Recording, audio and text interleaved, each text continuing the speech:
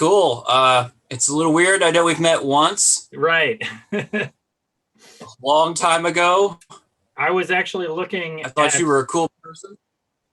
Yeah, I remember. We'll just jump right into the podcast, because actually that was one thing I was going to bring up was so we met at MightyCon in St. Louis, I believe is when we met, and that was in 2016.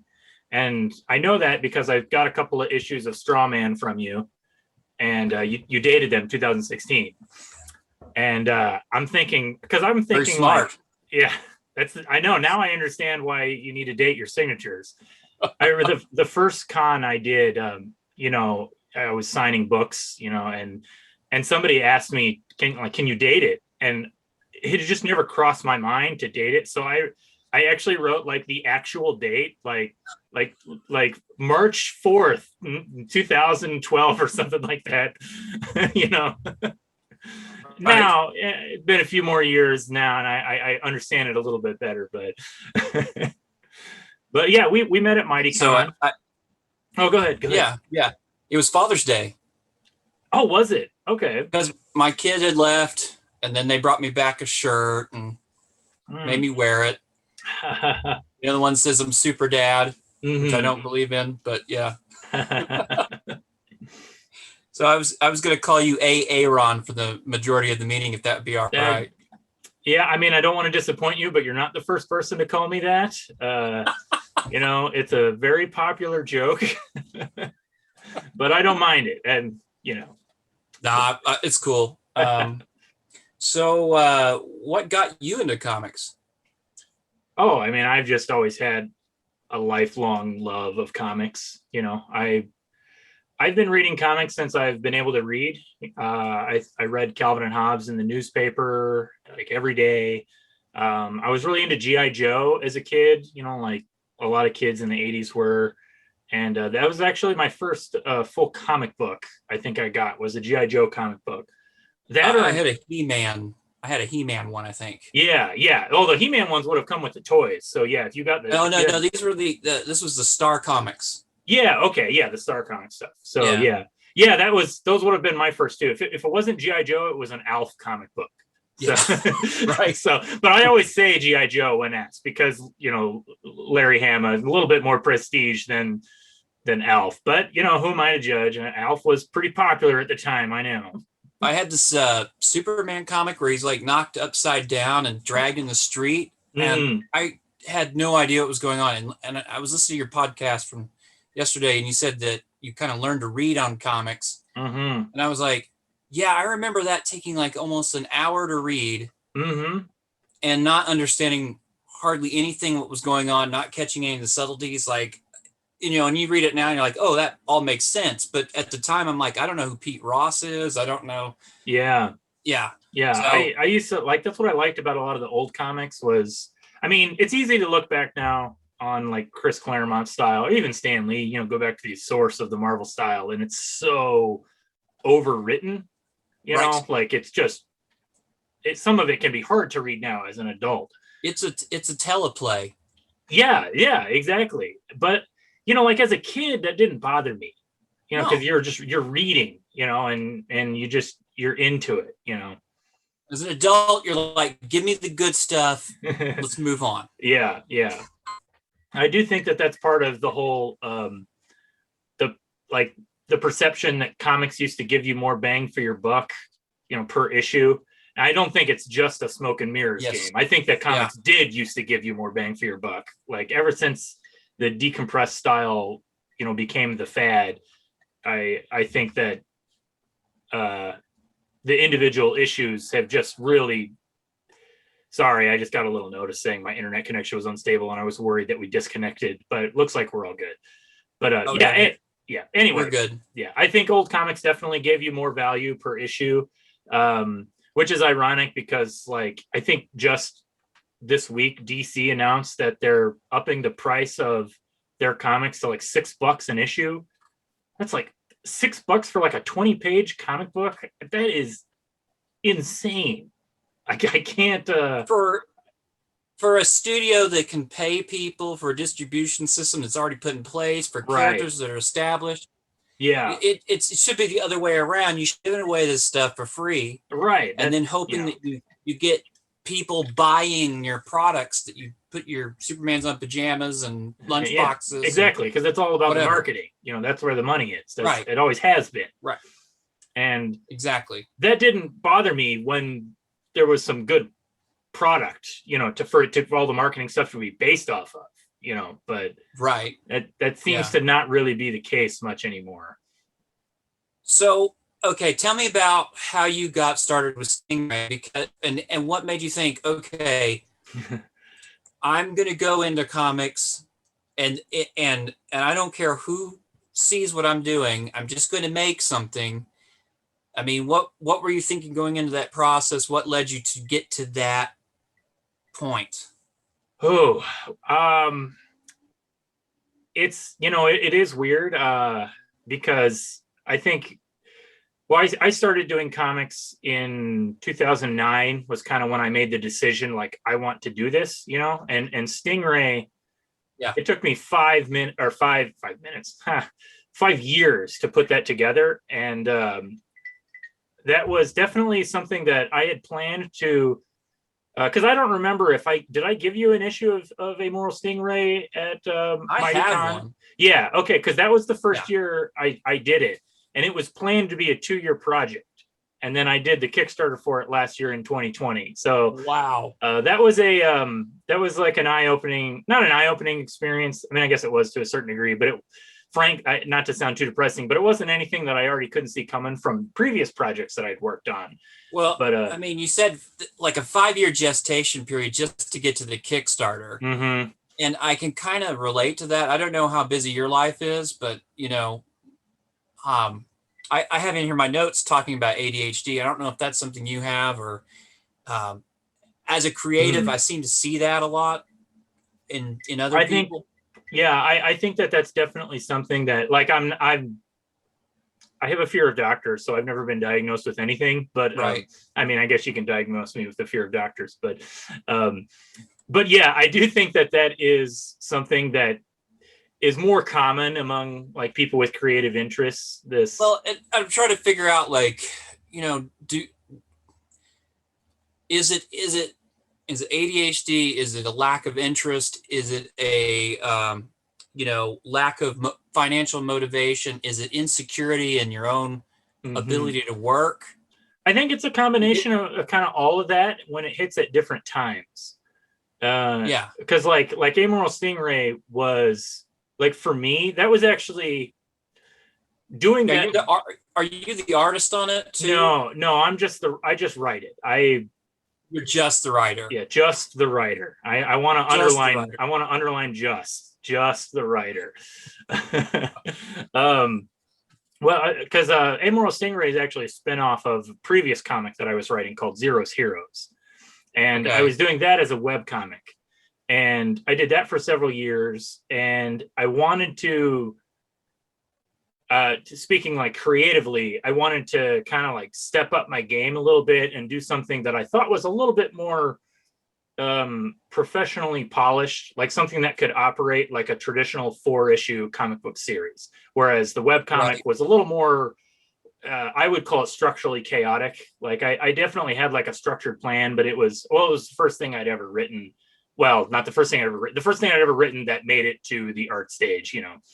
And there was a learning process through that. I gotta have to poke here a little bit. Like, I wanted to know. So, you know, I consider myself a writer too, but because I don't feel like I have enough clout to really hire an artist, you know, so I feel like I have to be a way better artist to sell this stupid idea that I have. Yeah. And to legitimize its existence. And, you know, again, I don't want to keep throwing terms around, but, like, you know, I've been fixated on this idea of imposter syndrome. That's been like affecting me because you know, someone like Robert Kirkman, he just gets out there and writes. He's like, I want a Wolfman book. It's out there, you know. it doesn't matter. And he just builds it. It's like, yeah, I'll just type this up. Oh, I'm going to do a one shot that nobody's going to know about until the last second, and I'm going to get that out. And it happens. Yeah. Now, I know, I kind of know exactly what you're talking about. I always hear people talk about imposter syndrome every now and then. And I mean, I guess to be frank, it's certainly something that I felt before. I think that.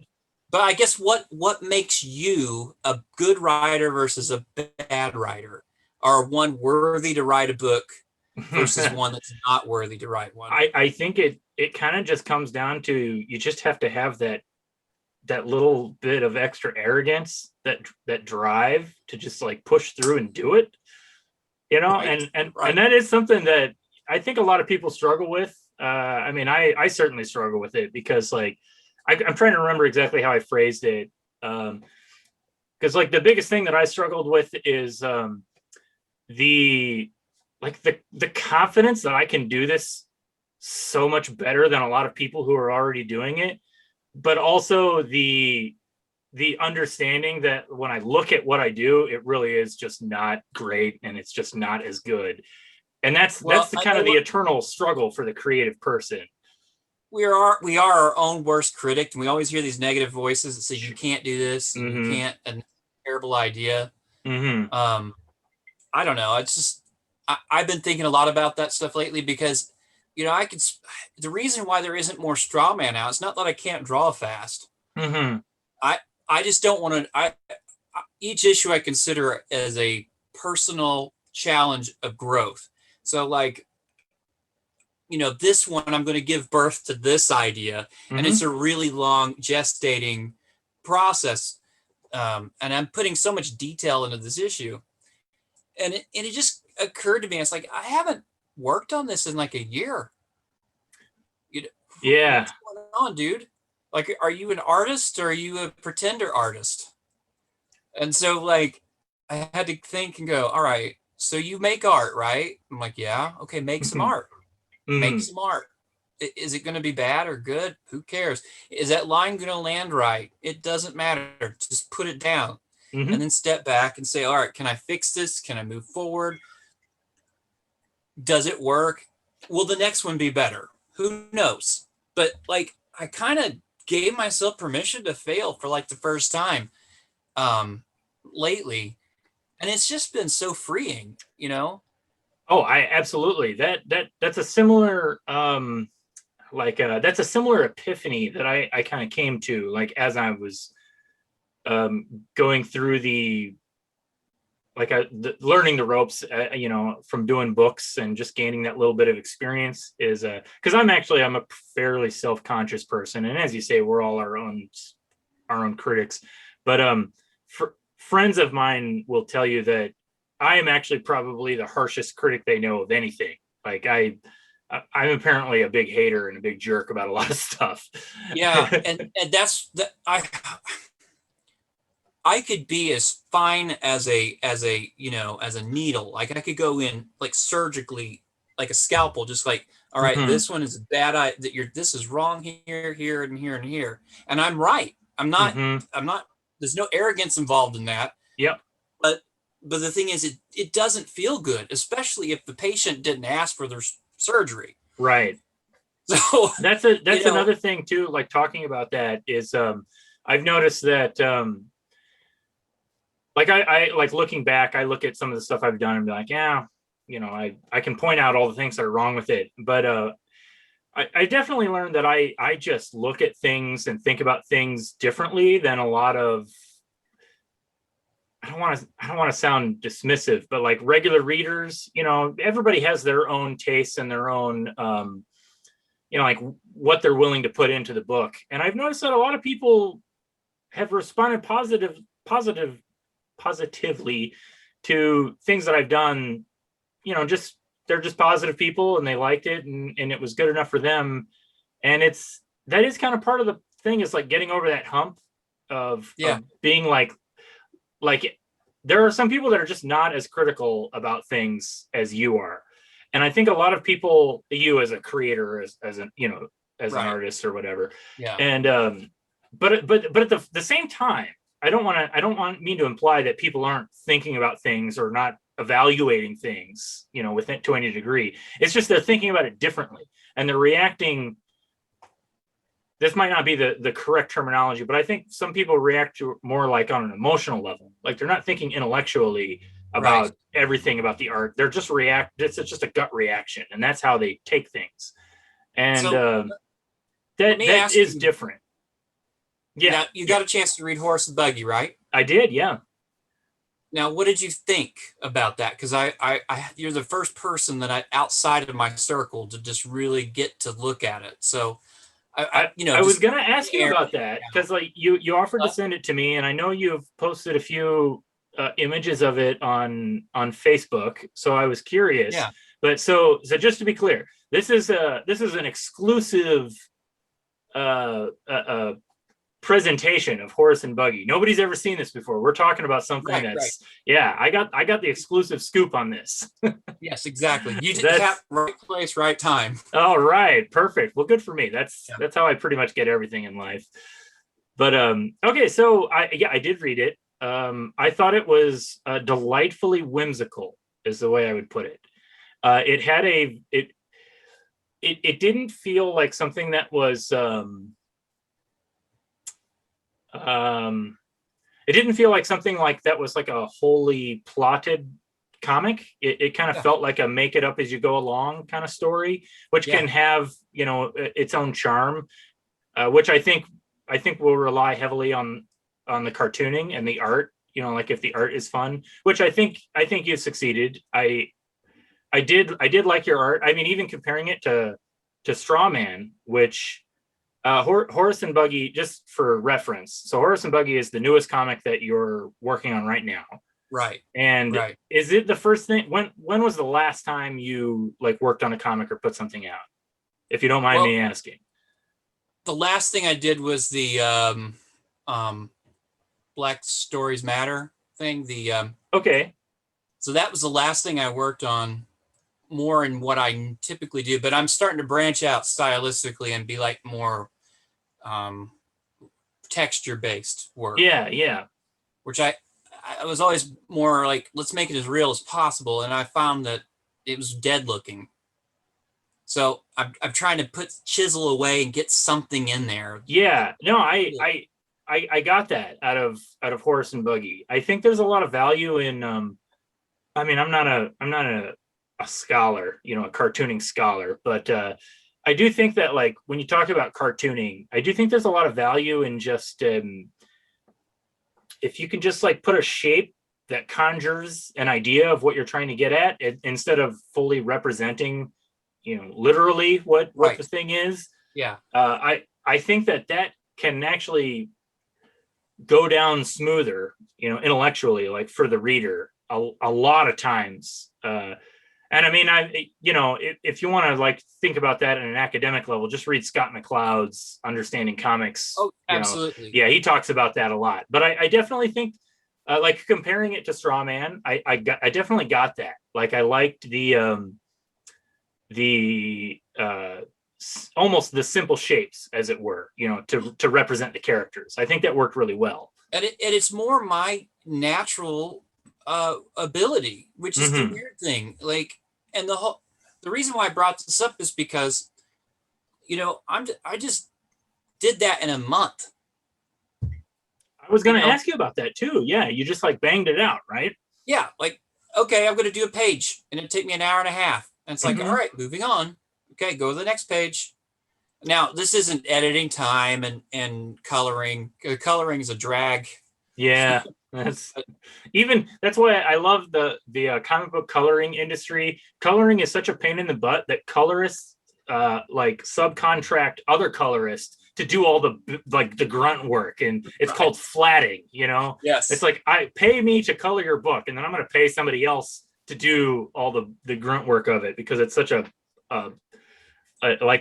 involved process, or such a just like a boring part of it. So I was not going to make a new comic. I was not going to do anything other than Straw Man, because that's my plan, and I'm going to do it. And by gosh, I'm going to get to that finish line, and I'm going to finish it. And it'd be It'll be my epitaph, then I can die and I'll be a happy man, right? So my kids and I are playing with the blocks, and I'm like, that looks like a surfer dude, and that looks like, a bird, and it just is like, well, okay, what is this? And for some reason, I let my brain just have a little fun with it, and I said, all right, let's draw some concept sketches, all in like 2 hours. Like, okay, let's just put this here, put this here. Like, wait a minute, this could be something. Let's just sit on it for a little bit. Yeah. And it just wouldn't leave my brain. And I don't want to do that because I got straw man people. Like, it's like if you chase ADHD is like, every time you have an idea, you wouldn't get anywhere because you'd have so many ideas and you wouldn't take a path. And so, like, I know it's against my best nature not to work on something other than what I'm zoned in on. But it was fun. And then you know what? I liked it. I was having fun drawing. I was having fun with the characters. I was thinking about plots all during the day, which, that part of my brain just sort of died down. Like I used to be like, oh, in the 5th issue of Strawman, I'm going to do this. And then on the 7th one, it's going to go here. And I have a script for 11 and 12. I've worked on probably 80% of the pages at some degree. I just can't get over the finish line or find the will because, it's all traditional media. And I'm sitting there. If I make one mistake, that means I got to white it out or wait for something to dry. Or maybe I'm not as sharp mentally today as I was yesterday. And it's these minute details that I got to stay on task about. And if I don't get there, I'm afraid I'm going to mess it up. So I've been kind of living in this fear of making comics because if I pursue another idea, then that's abandonment. And if I mess up this picture, then I won't achieve mythic status as an artist. Yeah. Which is impossible. Yeah, exactly. Yeah. But your brain plays some funny tricks on you, right? Yeah, I'm picking up exactly what you're putting down. Cause like I started my first real comic series was Zero's Heroes. And I made the like number one mistake. Like when I was researching like how to make a comic book, on the internet. Right. And the number one thing I saw people say was like, okay, you want to make a comic book. Here's how you do it. First thing, don't come up with a 100 issue epic because you're not going to finish it. You just won't. You might think you're a Chris Claremont and you're going to do this book for 10, 13 years, but you won't. Nope. So, do a short story. And so I made that mistake because I was thinking to also, the way I rationalized it in my head was I was like, I want to do a webcomic and I want to have like this long story that I can just kind of keep going forever because it'll be a webcomic. It'll just keep going up online and there's no limitations on printing. Right. And,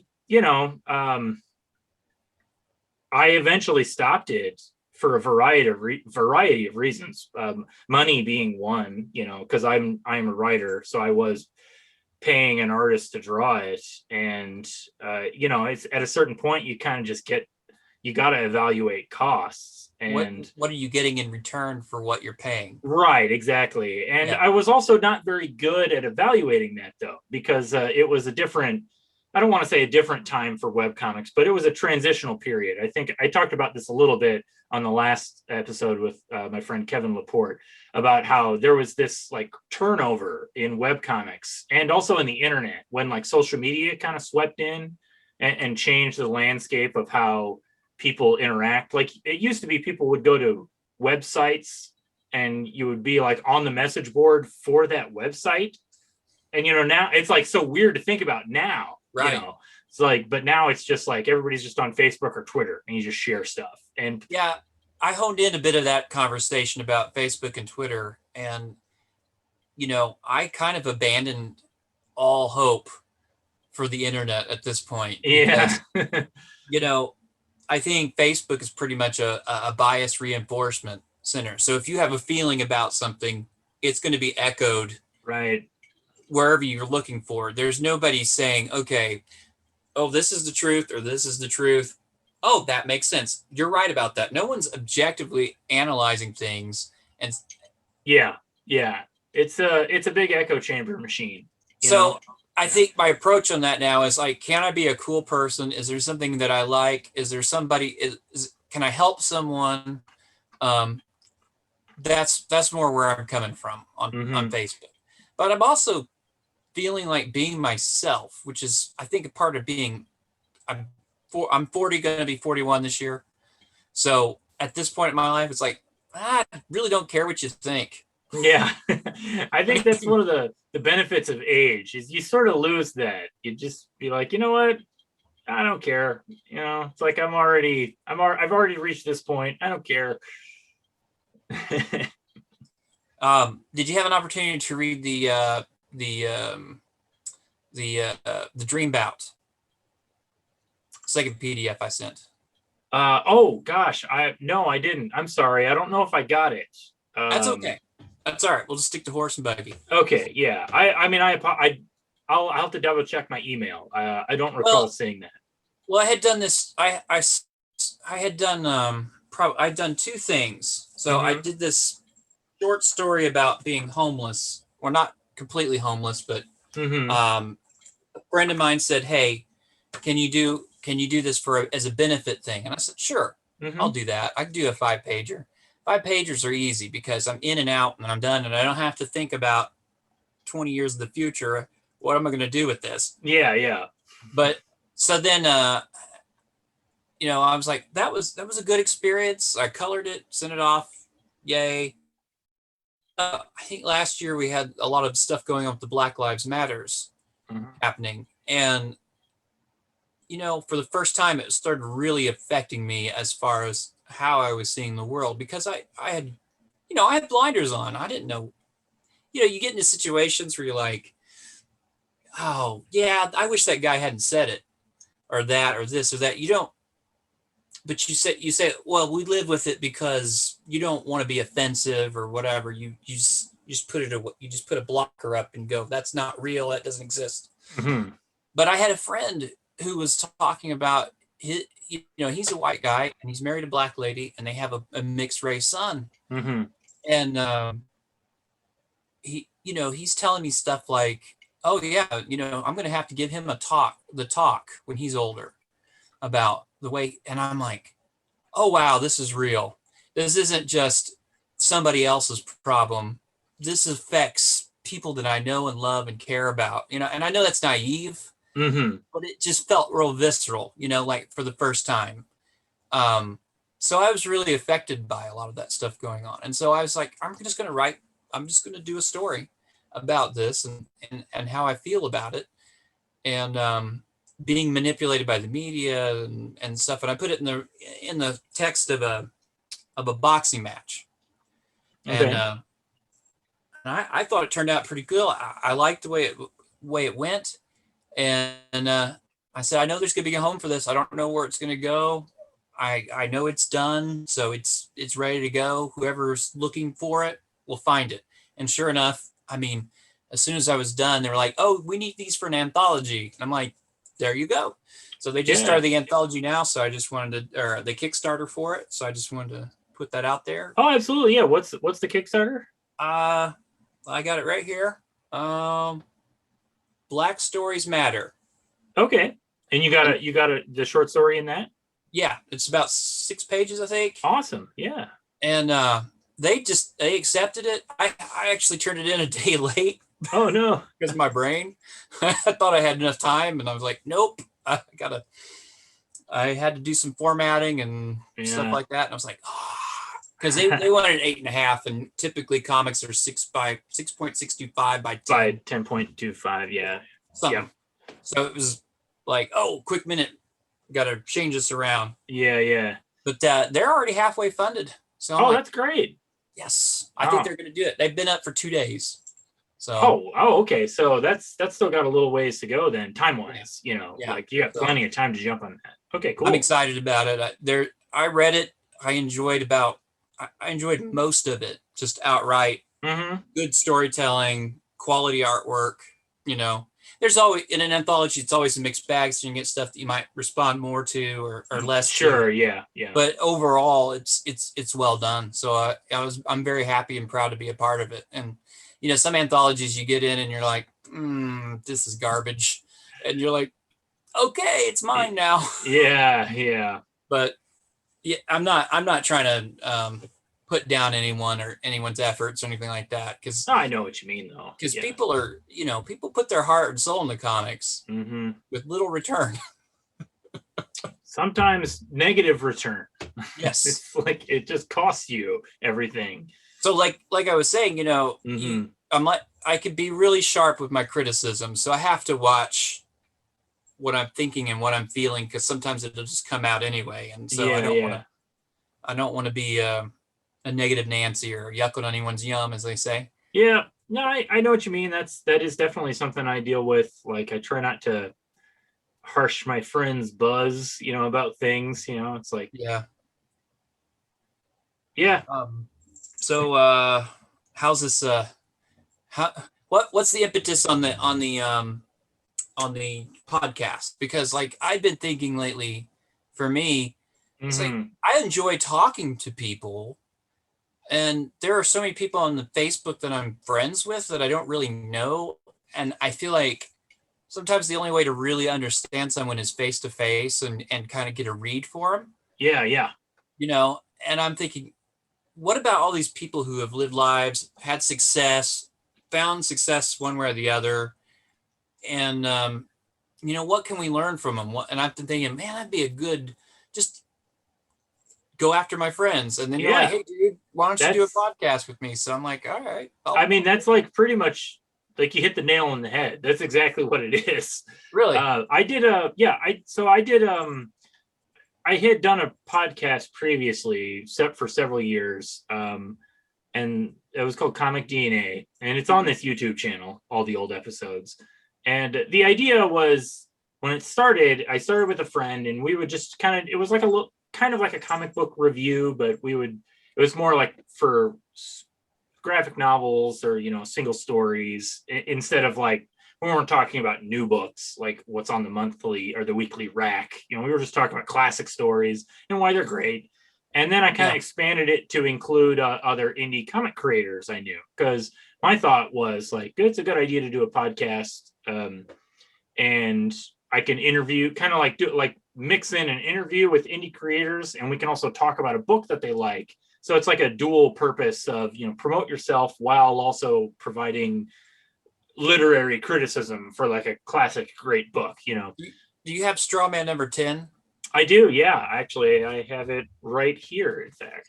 That was one of my goals with that issue, was to kind of like, all right, inject, like be a curator of mythology, rather than just be like, all right, I'll take anyone. No, I was like, all right, I like this one and I like this one.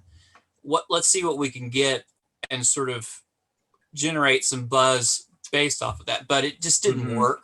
Yeah. It's I wanted it to. It can be difficult, and it's always frustrating when you have an idea for a project and you really put a lot of the time and effort into it, and it just doesn't pan out the way you envisioned. I really felt that the problem with indie comics was that there was no central network or way to order things, or way for people to find new projects. Yeah, I agree. That is, yeah. And I was thinking, okay, what if we made like sort of a previews, but for indie comics only? Because indie books, they don't come out monthly, but if they're good, you want that around so you can order it. Right. I thought, well, this would be great. Just come up and I this was before Kickstarter a little bit. I think Pepsi had some kind of Kickstarter like thing where you could ask for a campaign and they would give you money to do your thing. And I was really excited about doing that. And then it didn't pan out. So then I had to reformat it for Think Indie, and I did a campaign for that. didn't make enough. I didn't get my amount, and it was really heartbreaking on that Kickstarter. But Dave Sims said it's like herding cats. Yes. Working with any indie artists and creators. Yep. It's like we all have our ideas about what we need to do, and that's inherently why it didn't work, I think. Because if if we all spent $200 or $100 as a group, we could have a magazine this thick with everything in it and distribute it to everyone. Yeah, I know exactly what you mean. A telephone book, but that's hard to pull off. It is. It's very hard. Go ahead. And then I had another idea. What about an exchange program? So like you go get 2,000 books of yours printed, and then you split those with like 10 of your friends, right? And they get 2,000 books printed, and then suddenly you have like 200 of your own book, 200 of their book, and you got a packet's worth that you could send out to a subscriber or something. Yeah. Oh, that's not a bad idea. And you could do it if it fits, it ships kind of thing, and get it shipped out for $5. Again, it's finding the right type of people, being passionate about the project for an extended amount of time to make it work, and finding early adopters. And it's just not something that landed. And so I think we come to the crossroads where I think Kickstarter, like you were talking about last time, is probably the perfect venue for new books. I think so. Yeah. It's taken me a long time to kind of come to that realization, while other people are just like finding all kinds of success on Kickstarter. I keep going back and forth on it, where I'm like, okay, this is like the way things are going to be in the future.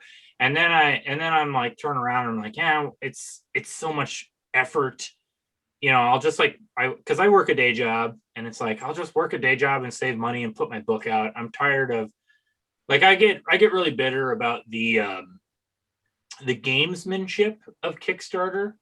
Like, I don't know if I've actually said this to any other person before, so I don't know. It might sound weird, but like, I understand all the things you need to do to make a successful Kickstarter.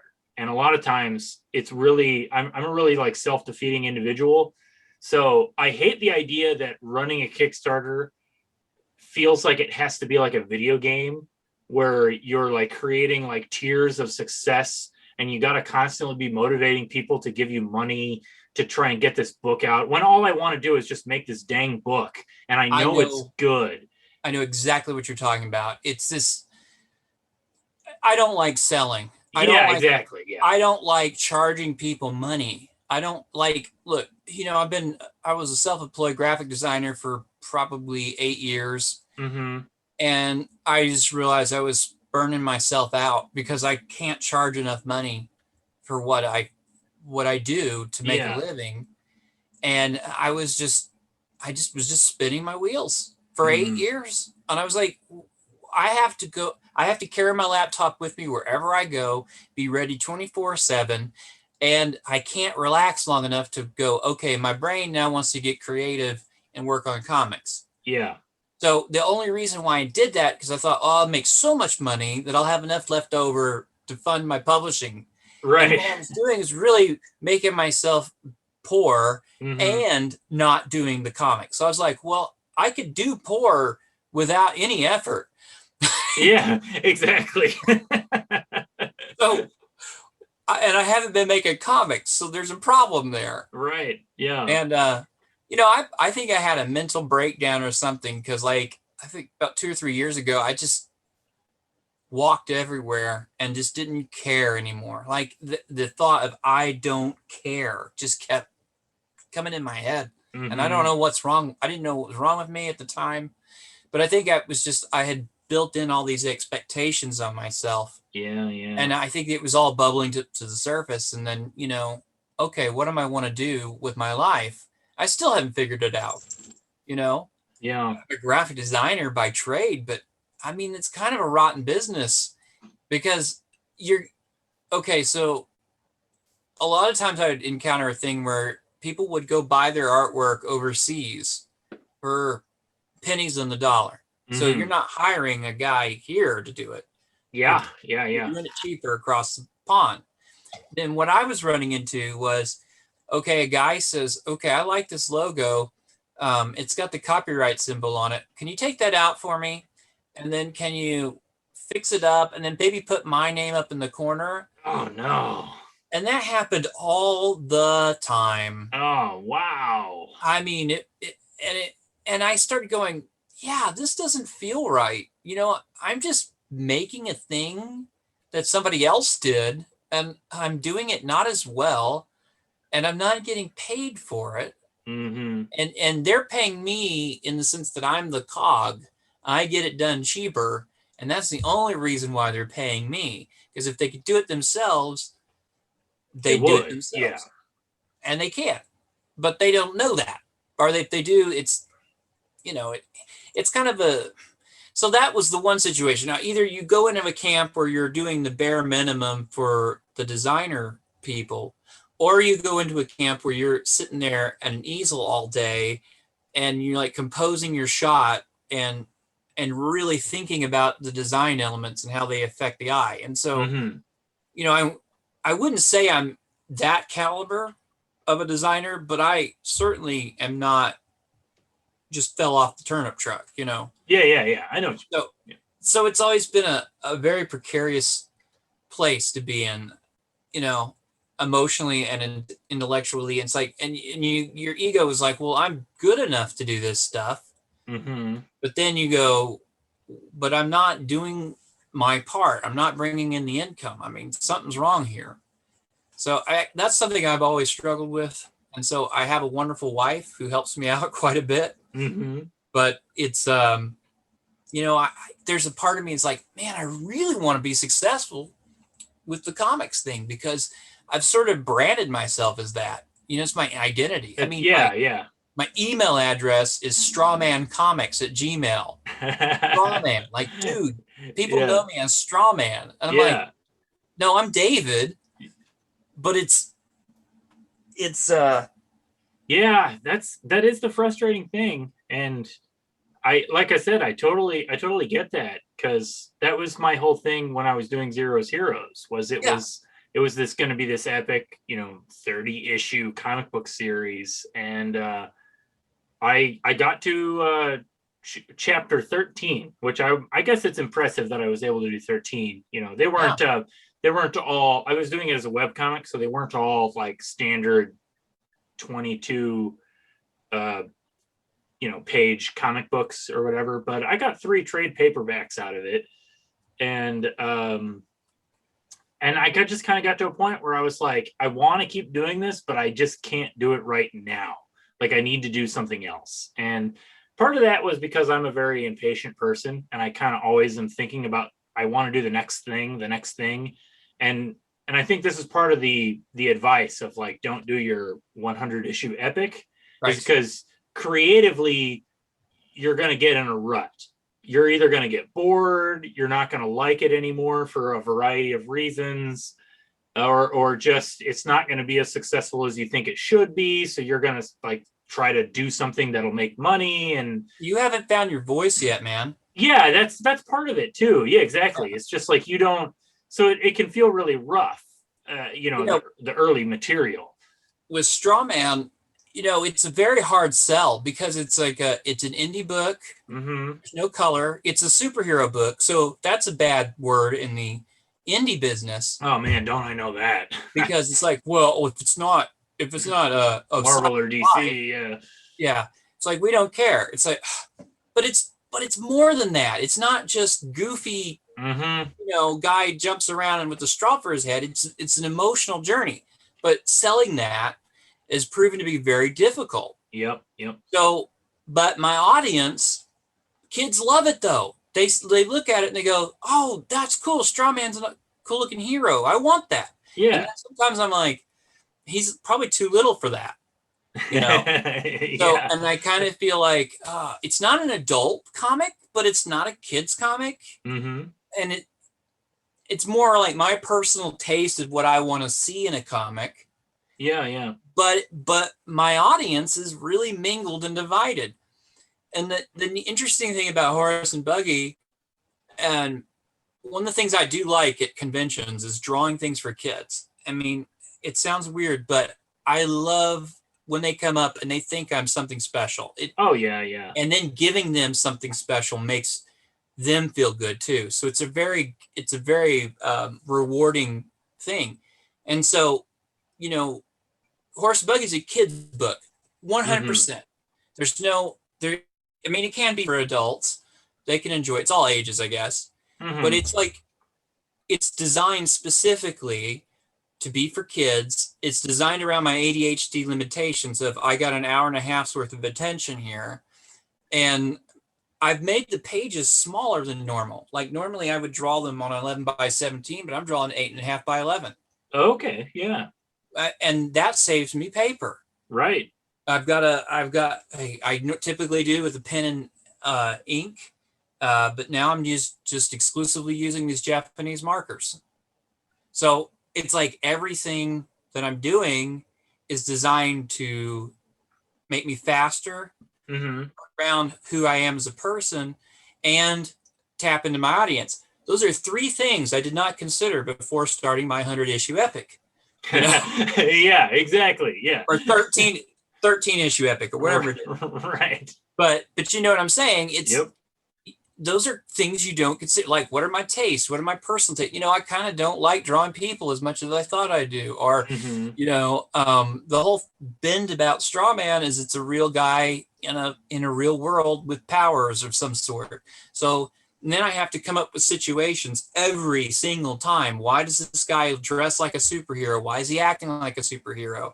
And that gets really taxing. Like, how many creative ways can you do that? And make a compelling story and make it seem something that doesn't seem weird. So, I mean, it is weird, but you know what I mean? I know. Yeah. So I'd already conceived of a way of like leaning more into my roots as a comic book artist, but I have to get through these other two issues. Yeah. I don't want to do it. I think part of that creative epiphany of like you were talking about with Horace and Buggie, you just like you started drawing and you just like went and you weren't really thinking about, or you weren't overthinking the pages. Is that a fair assessment? Yes, absolutely. Yeah. It's like, if you notice, it's all in a grid. Yeah. Exactly. Yeah. So it's not supposed to be tough work. It's like, can you do this one panel right now while the kids are going to the bathroom? Right. Sure. Let's do it. And I think that's really important. And to be frank, this is something that echoes similar conversations I've had with other artists, friends of mine, is that there is this sense of like you kind of just need to get over that like self-critical hump and just bang it out. And two things that kind of helped me with that. I can't speak specifically to art because I'm speaking as a writer, but like as a creator and like coming up with something and sitting down and just doing it. Are you familiar with the comic work of Michael Fife? Yes. He got Copra. Oh yeah. Okay. So yeah. Right here, bud. Yeah, dude. Right on. Like, I love Copra. So I mean, I have that book too. So you read the back of it. Like, he talks about halfway through. Okay, well, so there's like a back page, like an afterword of where Michael kind of talks about like getting into the groove with that book, and he talks a lot about his inspiration from Jack Kirby.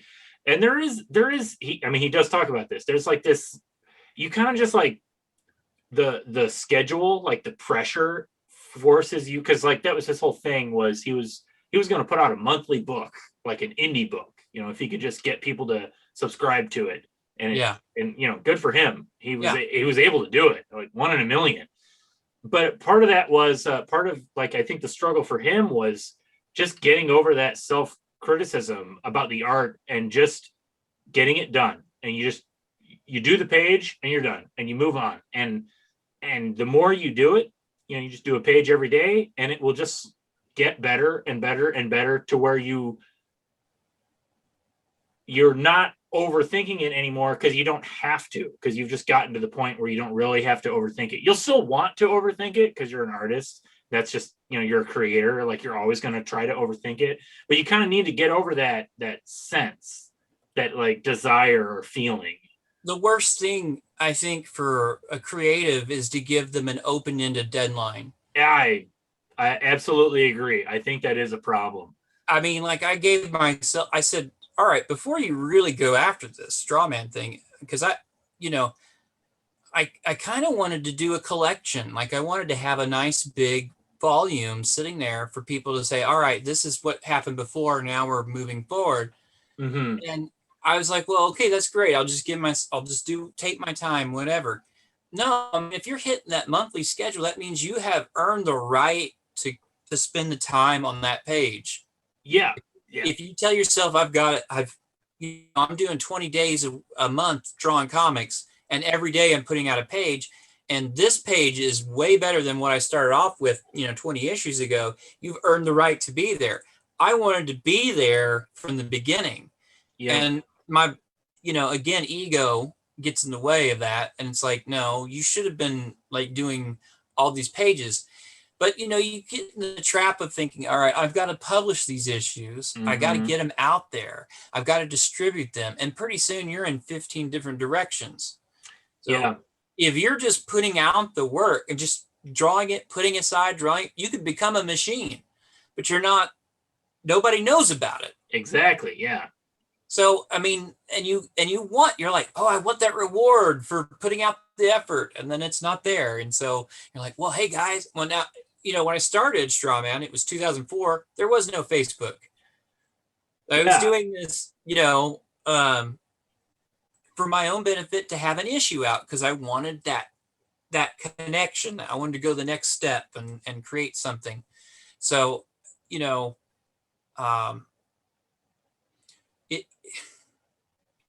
it's weird how that's evolved, how we get that instant hit from Facebook. If I want to create something, there it is. Tomorrow it's on the internet. Yeah.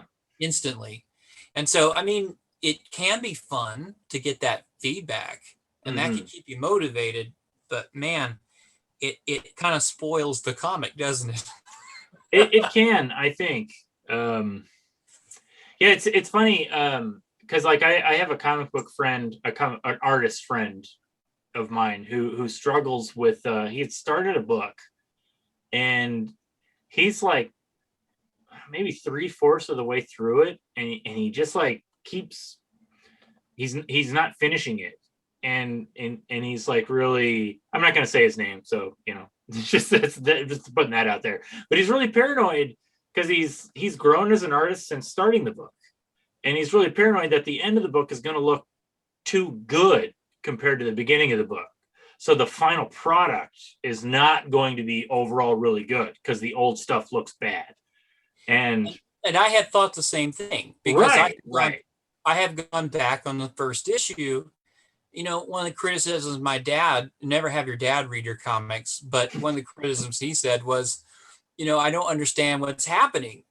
And to his credit, I had 3 or 4 flashbacks, out of sequence. And if it was cut like a movie, you'd understand, because the scene is the same. You have the same actor. You have the same background. But when you're an artist, especially me, I kind of will exaggerate a feature here and not this time or whatever. Yeah. So like, as time goes by, or maybe 2 pages later, you're like, are we in the same place? Are we the same character? Right. So I went back over that first issue and sort of like, all right, I'm going to cut this, but I'm going to add his origin, like a more explicit version of his origin. I'm going to rearrange the pages in chronological order. And then, maybe I had to put in a transition scene because it needed that. So I ended up making an expanded version of my first issue, but was it worth it? Does the work look better? Well, at the time it did. And now I look at it and go, well, that sticks out like a sore thumb, Yeah. And yeah, it looks better. But even then I'm going, well, look at that ear. It's not even drawn the same on both panels. Like that's awful. And so like as an artist, I've grown enough to go, yeah, that's not symmetrical, or that, that's looking lifeless or whatever.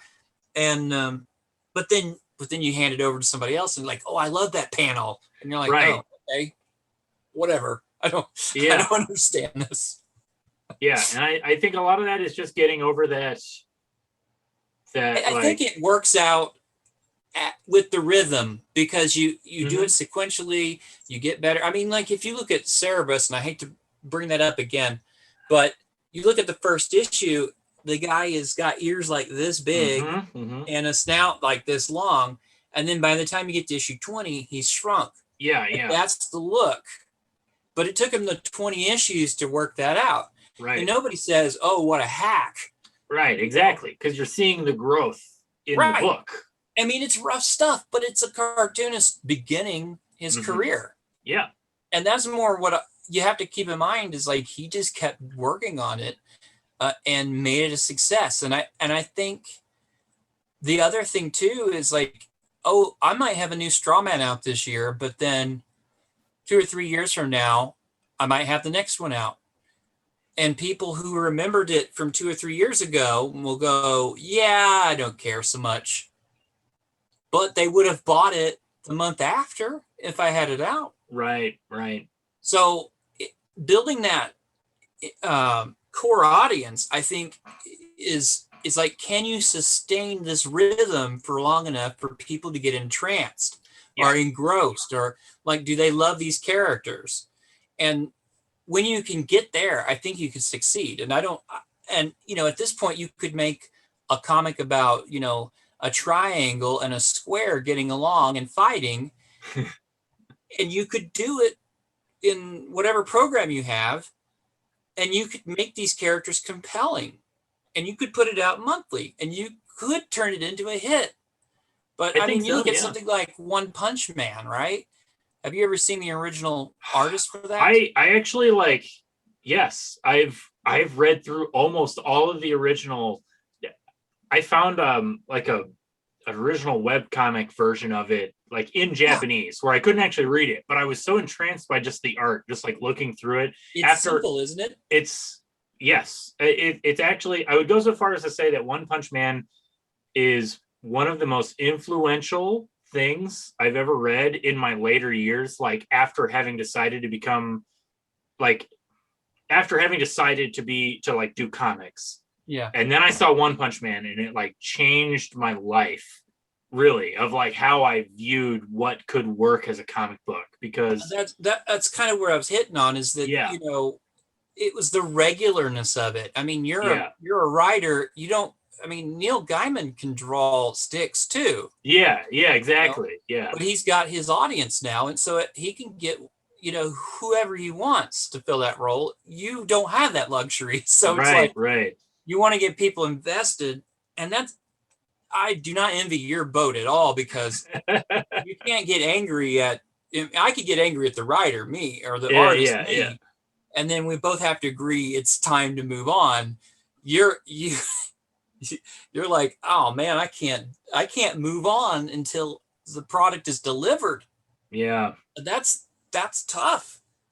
I mean, I don't envy that at all. But it's a thing. It's frustrating. But maybe just do a triangle and square story, something you could draw, and then call it done. Get on with it. I mean, the worst that could happen is someone says, I like this, let me draw it for you. I actually have dabbled into drawing a little bit. Like, as a kid, I actually really wanted to be a comic book artist, and I was just never satisfied. And I did, I've successfully erased this from most of the internet, but I actually I drew my own graphic novel. I did about 150 some odd pages. Wow. And I might do something with it in the future. I need to kind of like go back to the project and reevaluate it. I was not happy with it, like when I finished, but I did kind of force myself to just like do it, and then like when I was done, I could evaluate it and kind of see, where I was. And like I said, by doing. Yeah, exactly. You learn by doing, but I felt like I didn't learn enough. I'm a slow learner. Yeah, so am I. Yeah. So I've been seeing all these Wilco, or these not Wilco, but these concert shirts. Oh yeah. I think that's a hoot, man.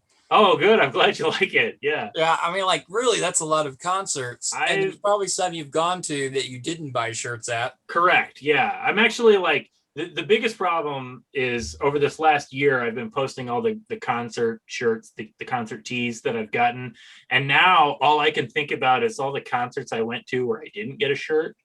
And I'm like, oh, I could have that shirt in this collection, or so on and so forth. I've probably been to maybe 10 concerts tops. I mean, really, it's that narrow. And I saw my favorite band 3 times, so that's kind of that's where my priorities are. Yeah, that's good. See, I did see, who did I see? We saw the Beach Boys, man. Oh, I mean, that's classic. Yeah. We won the contest. What? On their page, they said, if you could win this, where would you go? And I typed in, Wisconsin, and I submitted my answers, and I didn't think anything of it. And then we get an email from them that says we won. Wow. And that was one of 2. I actually won another Beach Boys contest and got a truckload of vinyl. I'm sorry. You've won 2 contests put on by the Beach Boys? Yes. Yes. So I got 3 live records and 4 or 5 of their later releases, like Smiley in 2020. Oh, yeah. Man, and I haven't listened to them yet at all. Oh, that's crazy. That is crazy. Yeah. I'd already submitted mine, and I said, Mom, I got the answer right now, so let me just use your account. And so you won it technically, and they sent them to her, and then she brought them to me. But man, oh, that's good. Got it right. Oh, that's awesome. So that's my claim to fame right there. Yeah, that's a good one. Winning 2 Beach Boys contests. I mean, what are the odds?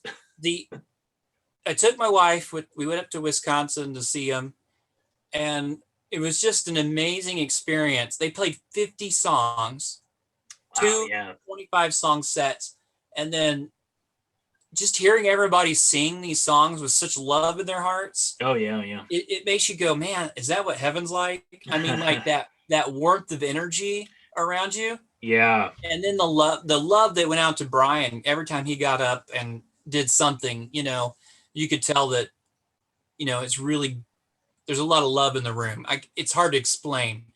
I know exactly what you mean. That's part of the whole live experience. Like, that's why I like going to live concerts. It's totally different than just listening to music, like recorded music. There's a feeling. I prefer bands who mess up their arrangement for a newer version. Yeah. It's like the first concert I went to was probably the Pumpkins in '98. Yeah. And it was the Horde Festival, and they played Bullet, but instead of like playing it just traditionally, they had this like 3-piece drum set, like three drummers sitting up there doing this tribal thing. Okay, cool. Beginning, and I had a friend who had a bootleg tape of it, like he recorded the concert, and I listened to that over and over. Yeah. And so just recently, I picked up a real vinyl record from 1998. Not of that exact performance, but like close enough where I'm like, it tickles all that brain stuff. Yeah. And man, it's such a joy, because I get sometimes where I'm like, I'm getting to where I don't like music as much. Like, it doesn't give me as much comfort when I was younger. I don't know why, but like, I guess having kids, you don't want to put on a lot of stuff that's really loud or bad language. Sure. Yeah. So it kind of limits my choices a little bit, not a whole lot, but sometimes I want to crank it up at 2 a.m. and I can't, Yeah. But I think that's sort of diminished it. But I wanted to be in a rock band too when I was a kid. So like, I wrote all kinds of music, and You know, my friend went mentally insane. Really? Like he was a genius songwriter, and I'm not saying that lightly. And he developed schizophrenia. I wish, this is where the writer in me is like, I would love to tell this story and have somebody else do it, because I don't want to physically draw all these pages. Right, yeah. And to capture his likeness and capture all the stuff. It's like, hand it off to someone else. I don't want anything to do with it. But we were going to, I think if he had really sharpened up and we'd gotten, we could have done something, because his stuff is just different. And so, you know, I was really, really into this, and he developed schizophrenia, like out of the blue. Like he started hearing things. Yeah. And then he took off with his mom's van and drove across country, not country, but, you know, got in trouble and went to jail. And it was just like, you're like, dude, why are you doing that? He's like, there's a guy standing right here talking to me. And it's like tough to hear. I'm sorry to hear that. But it's like, you know, that was where I pinned all my hopes and dreams on, right? And then it's like, well, while I'm waiting for that to happen, I'm going to just do the comic thing. Yeah. Because it's a one-man band, you know, you can draw and put it together and all that stuff. And I was like, that was fun. Let me do another one. And that's kind of how I got started down that dark path. Yeah. I had a similar situation, because I also am a part-time musician and used to be in bands. And that was always something that I really enjoyed doing, and I wanted to do more of it. But it, you know, as you grow older and various reasons, it gets to be harder and harder to try and work with other people. You know, everybody's lives are kind of going in different directions, and you're relying on too many other people to do, like, focus on one thing. That is extremely difficult. Yeah. And exponentially important to the success of what you're doing. Absolutely correct. If you get 4 people with the same vision, or 3 for that matter, you can open doors. You can make things happen. But, you know, you like, for instance, if you write a neat little tune on the guitar, right, and you're like, it needs this drum beat right here, and you try to program it or show someone else it, and they're like, I don't get it, and you're like, but it's amazing. It's here. It's amazing. Like the theme song to Horace and Buggie, for instance. I listened to that. I found you put the link in the PDF, right? Yes. Yeah. I did listen to that. It is a real song. Like, I started singing it in my head. It's time for Horace and Buggie, the bestest of buddy. It's like a theme song for a show, and it just popped in my head, dude. Yeah. Seriously. And I'm like, all right, I got to find the notes for this thing. And I don't have an arrangement for it yet. But it needs drums and a nice tight production. And it's like, it's a hit, because my kids are singing it. You know, that's a success, right? Yeah. When the kids are like, Horace and Buggie, I was like, quit that.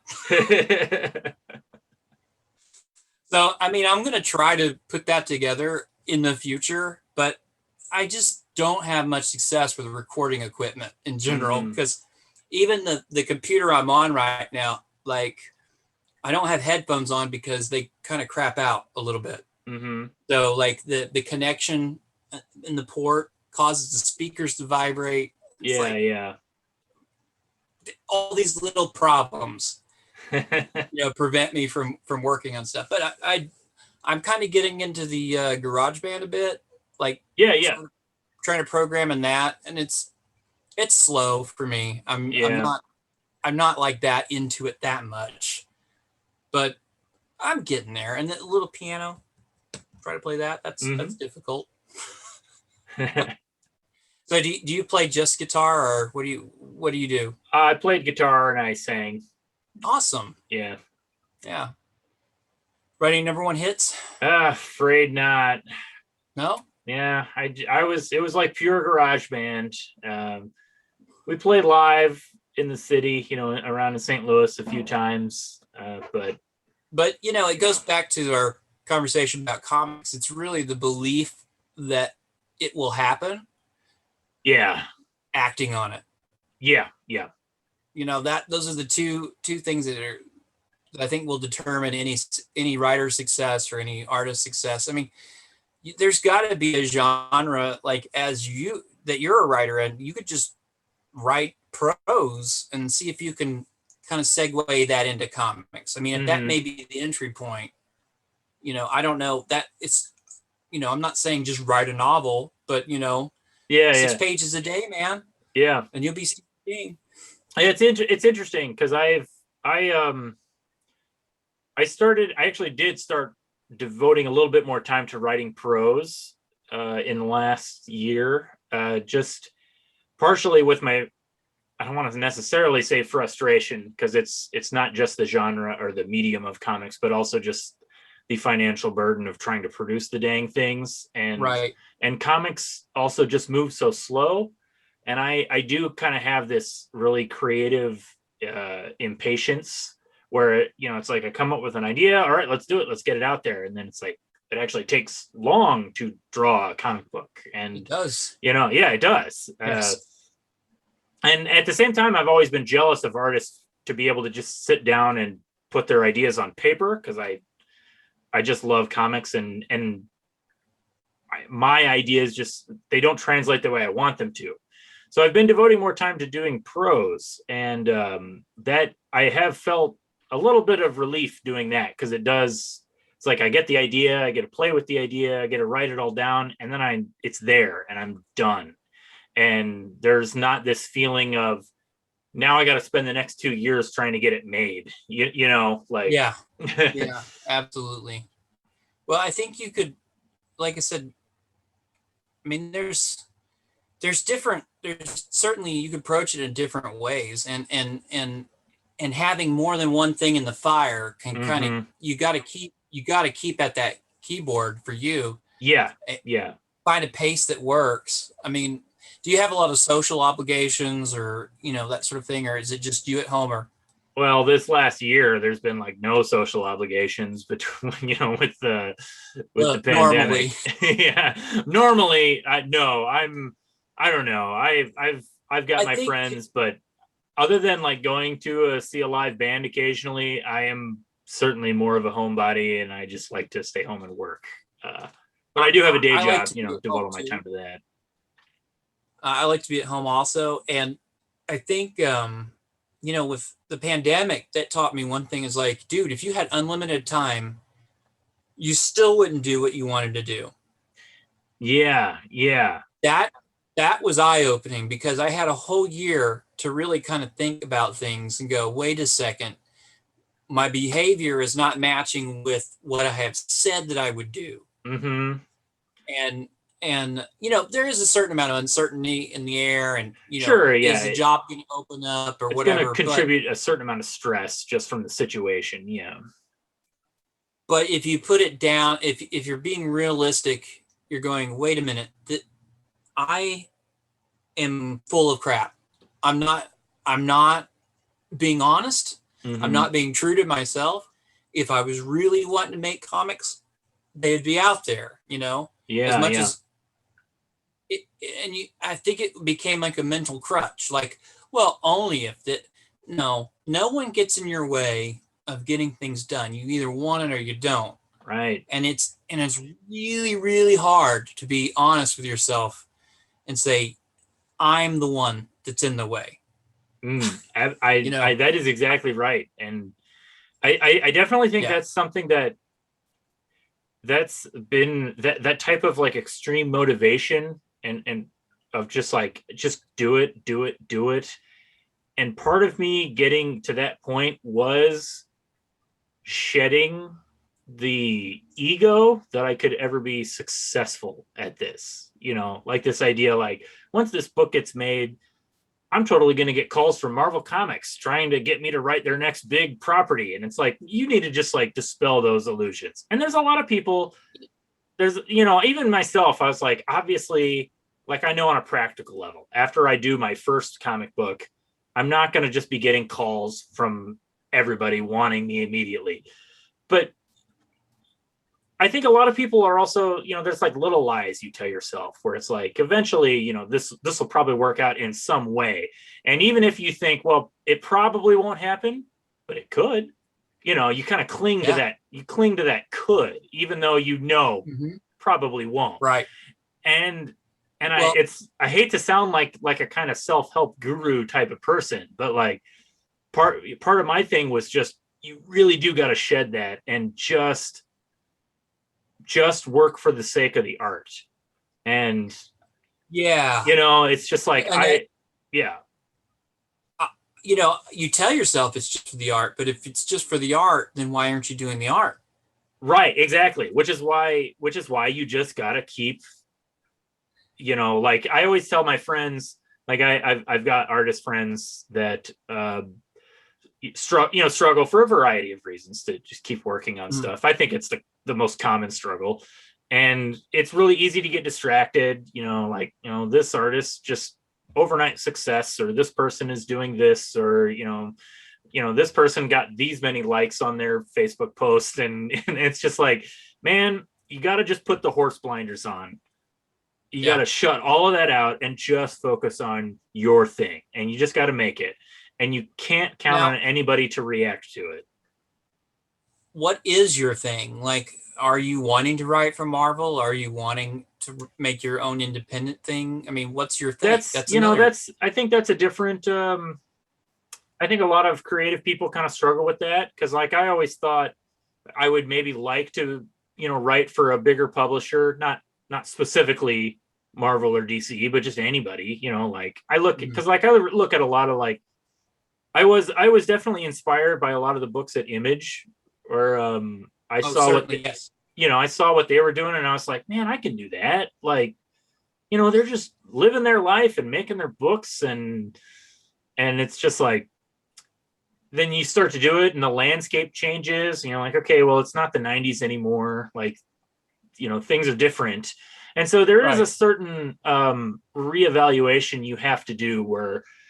It's a weird way of like, you got to roll with the punches, but also be constantly like looking for opportunities. And like, you wouldn't turn down a job like that. Yeah, exactly. It's this weird thing of like, well, you got to kind of balance that, where it's like, well, you got to get to a point where you feel comfortable, like, yeah, that would be a nice thing to have, but I can't make that my whole life. Like that, my whole identity is reaching to that point, because then, what are you even doing this for at this point? It's maybe, I don't know if this makes exact sense, but it's sort of the problem I have with a lot of comic books. We saw this over the last 10 years when all the big Hollywood boom based off of comics. And you saw all these comic books come out, and you could just tell they were just made to try and sell the movie rights to get made into a movie. And there's all these like small press comics, and you're like, this is such a lifeless product. Like the only reason it exists is to try and get into some studio execs' hands so they can make a movie, and you don't want that to happen to your own art. You don't want it to exist just so you could move on to something else. Like, yes. I mean, I guess I should say I don't. Eventually, I come to that conclusion of like, I want what I do to have merit in and of itself, and so I think a lot of that just comes down to. Like I said, kind of shedding the ego of expectation, and also I think trying to just be really honest with yourself about your craft and your art. And we talked a lot about self-criticism, and so it's like I can look back on stuff and be like, that wasn't as good as it should be. But then at the same time, like, well, for a first-time creator, I guess it's not the worst thing ever. And I can also evaluate everything I've done since then. And if I feel like I'm actually improving, and I feel like I'm getting closer to the perfect ideal that was in my head when I come up with the project and I come up with the idea. Because, the art that you create is almost never going to live up to the expectation you have in your head for what it will be. Because the idea in your head, because the idea in your head, it's a thought. So it's not manifested in reality. And so it exists with all these flawless thought. Exactly. It's a flawless thought. But at the same time, your brain is so good at just kind of like glossing over things that don't make sense, because you're just like, well, we'll figure out a way to work it out. And then you start working on it and you're like, oh, now I have to figure out a way to work it out. It's like in your head, you came up with the idea that you solved the problem. Like, it's just like if you have a problem with the artistic thing and you're just like, well, I'll figure that out and it'll be perfect. And then you start working on it and you're like, oh, now I have to actually figure it out. And that's a little bit different than just imagining that you can figure it out. Yes, absolutely. But I was going to say, like, I think when I was a kid, working for Marvel was the goal. I mean, it was like, I mean, I won't deny that was certainly like, I would certainly have described that as a dream job. Like, my goodness, like working with the X-Men or Spider-Man, as a kid. Let's do Spider-Man. Yeah, I know. But then as I got older, I have no desire, absolutely none, to work for Marvel or DC. Not I'm saying I wouldn't take a job. Right. But it's not the dangling thing that it used to be. Correct. And I think what I admire the most about like Image in that era was they said, all that glitters is not gold, and we're going to do our own thing. And I think I really responded to that. Like, to me, it wasn't Marvel or DC or nothing. It was Marvel, DC, and anything you want to do. Mm-hmm.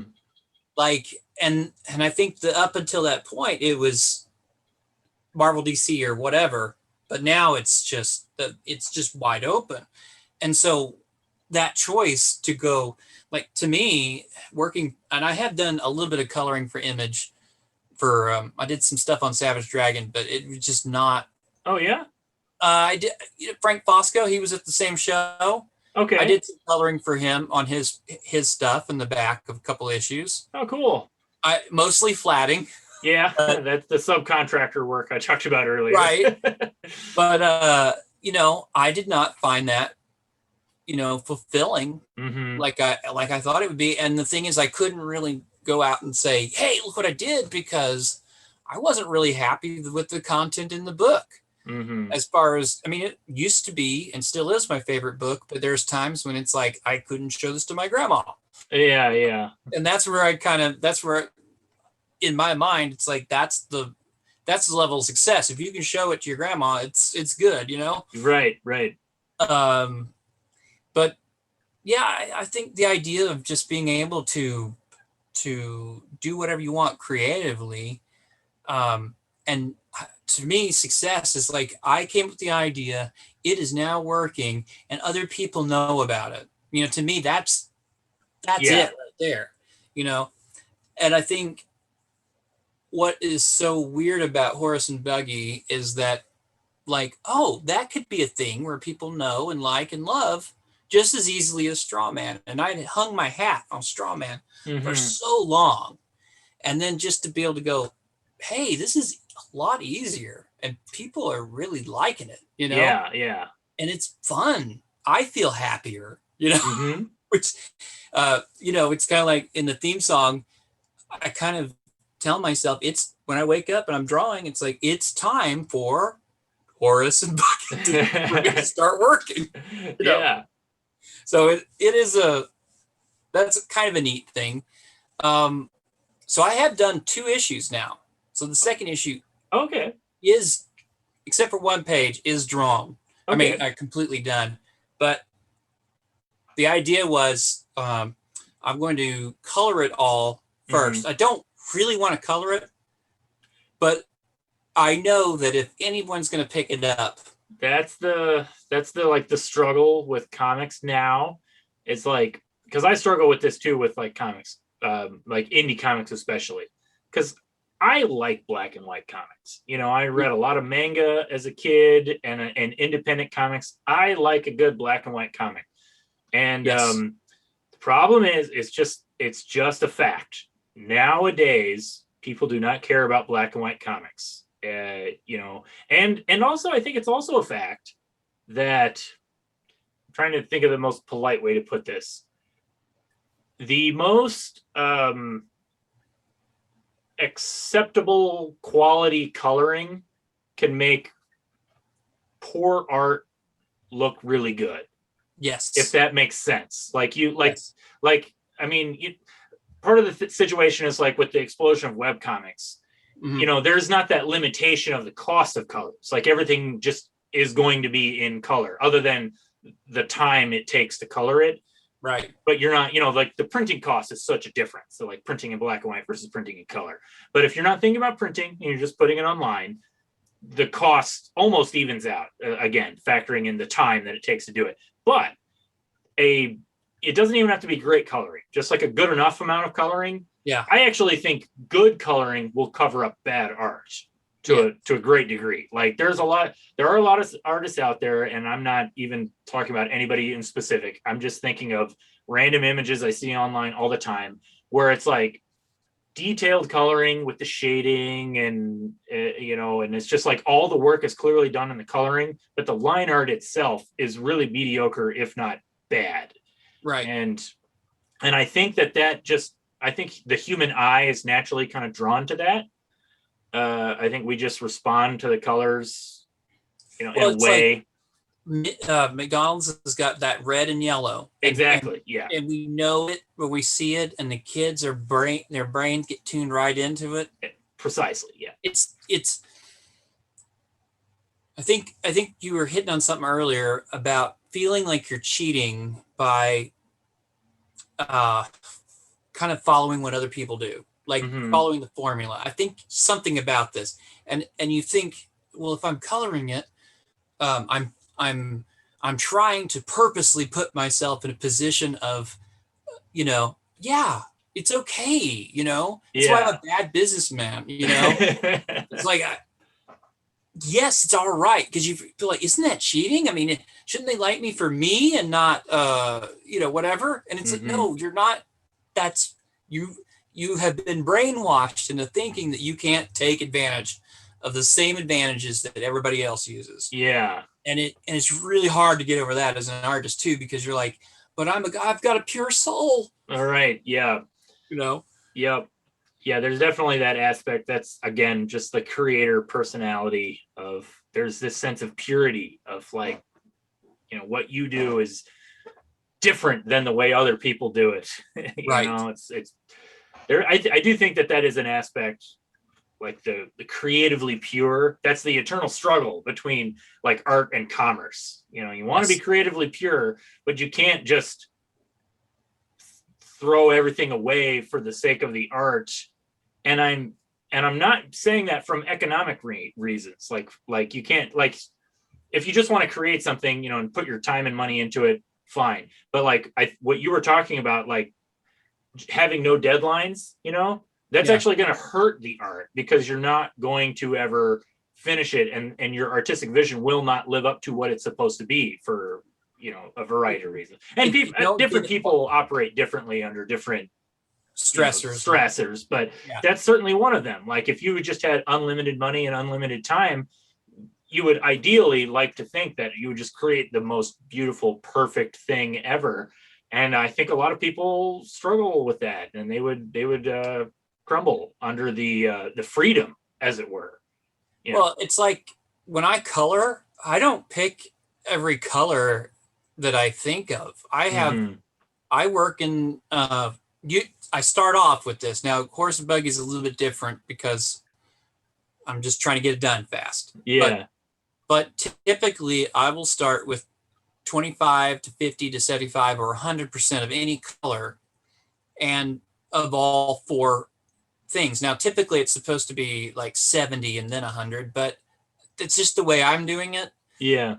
And it really helps me make choices like, how do these two work together under this circumstance? Whereas like if I'm thinking, okay, now I want green here or whatever, it doesn't have that holisticness to it that's important. I mean, like in Horace and Buggie's cover, I spent a long time thinking about the colors, because I knew that once I do it, it's set in stone. I can't make my orange cat look like normal 2 issues later. Yeah. I've got to make her the same. And so I was thinking, well, how do these colors look on this beach, and how do they look with the blue background? Orange and blue are complementary colors.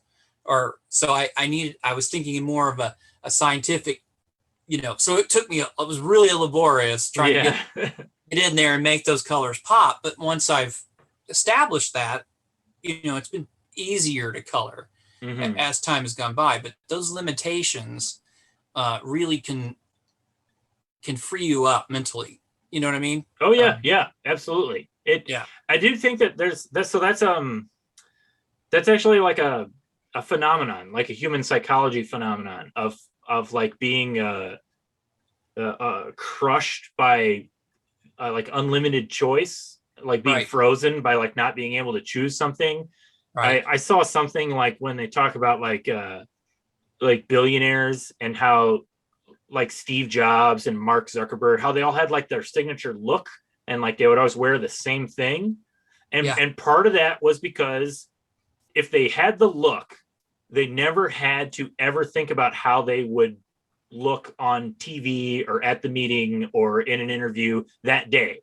You don't have to start the day going, okay, what am I doing today? How am I going to look for this? What am I going to wear? You just eliminate that entirely by just saying, this is what I am.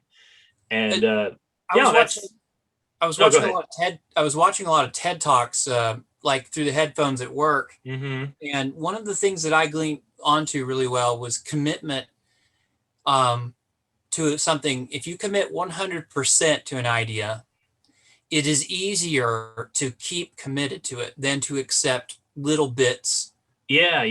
Of, well, that's not going, like, oh, I can take that in. It's easier to say, like, I stopped drinking soda like 2 years ago. And, at first it was difficult. And my wife brings home sodas and I'm like, don't bring those in the house.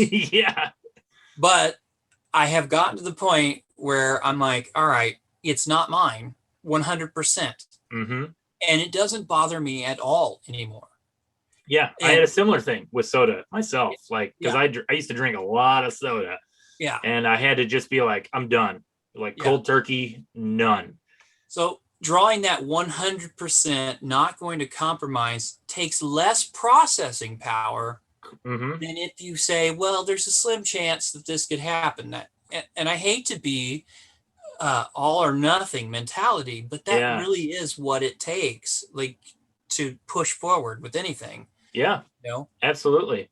I mean, I did give myself a deadline. Like I said, I'm going to do this in 10 days. And I did do most of it in 10 days of the second issue. I actually had to add in 2 pages because of it just didn't feel right where I was going to leave it. So I needed to extend it. Typically, I'm like, if I'd rather just do a 20-page story, get in and get out. But this story just needed a little bit more oomph, and I had to push it a little further. But I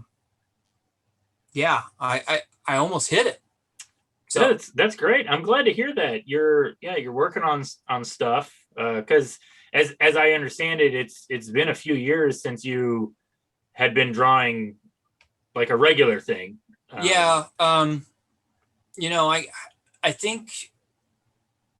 I think too, like, I could draw a straw man page very quick. If it was random, but because it's in this issue and because it has to do certain things at certain times, it's like I'm locked in and there's no wiggle room there for what I'm going to do creatively.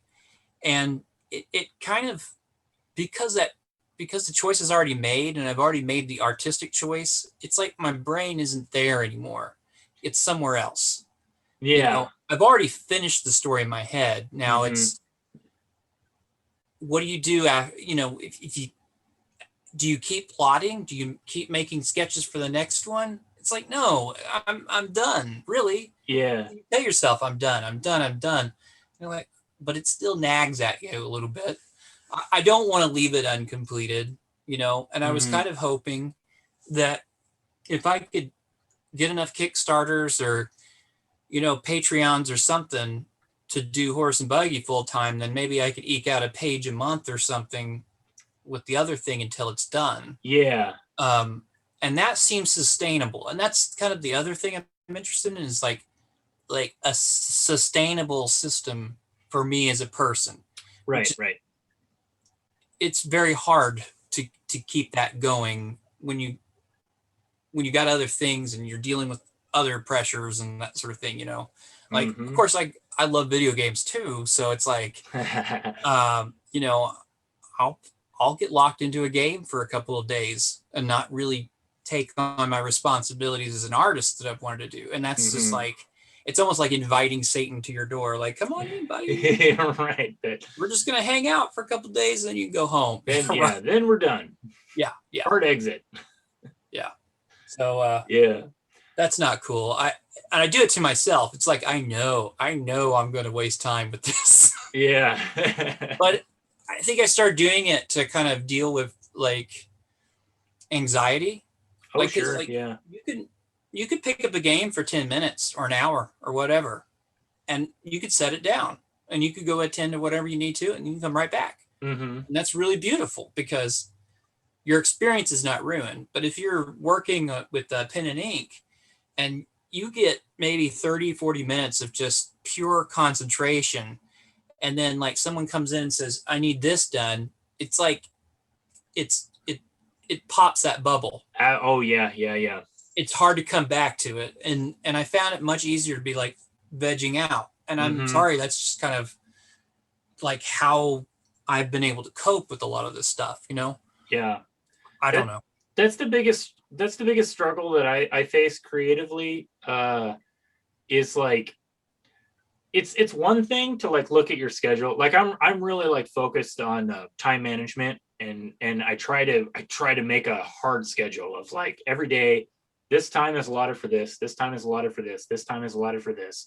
And it's really difficult to do. I think it's helpful if you can make it work. And I will go into phases where I'm like on it. And I'm just like, this time doing it. And then I'll kind of get out of it. But the hardest thing for me is working around a day job. And like I work evenings. Yeah. And so I'll have days where it's like I wake up early and I'm just going to focus and get work done. And you just kind of get into this like mental fog where it's like, I know I have to go to work in like 3 hours. How am I supposed to get anything done in that time? Because all I can think about is the countdown clock. And it's like, I can't focus on the art because I'm like, I got to start getting ready for this thing coming on, or, and like you get distracted by little things. It's like, okay, I got to go run this errand today, and then I'm going to get back to work. And it's just like, I understand that completely, because once you're in the flow, you don't want to step out of it. Right, exactly. And so it's like I'm afraid to get into it because I know I'm going to have to get out of it. Yeah. And I find myself lamenting that I have this day job, and it's just like, I wish I just had an unlimited time to just devote. But that's a double-edged sword, because we already just talked about it. Yeah. Yeah. I mean, it really is. Yeah. I mean, your job, whether you're working at home or you're working at the job, is to make art, and it's hard to remember that sometimes because you think, oh, it's a luxury. Yeah. And it's not.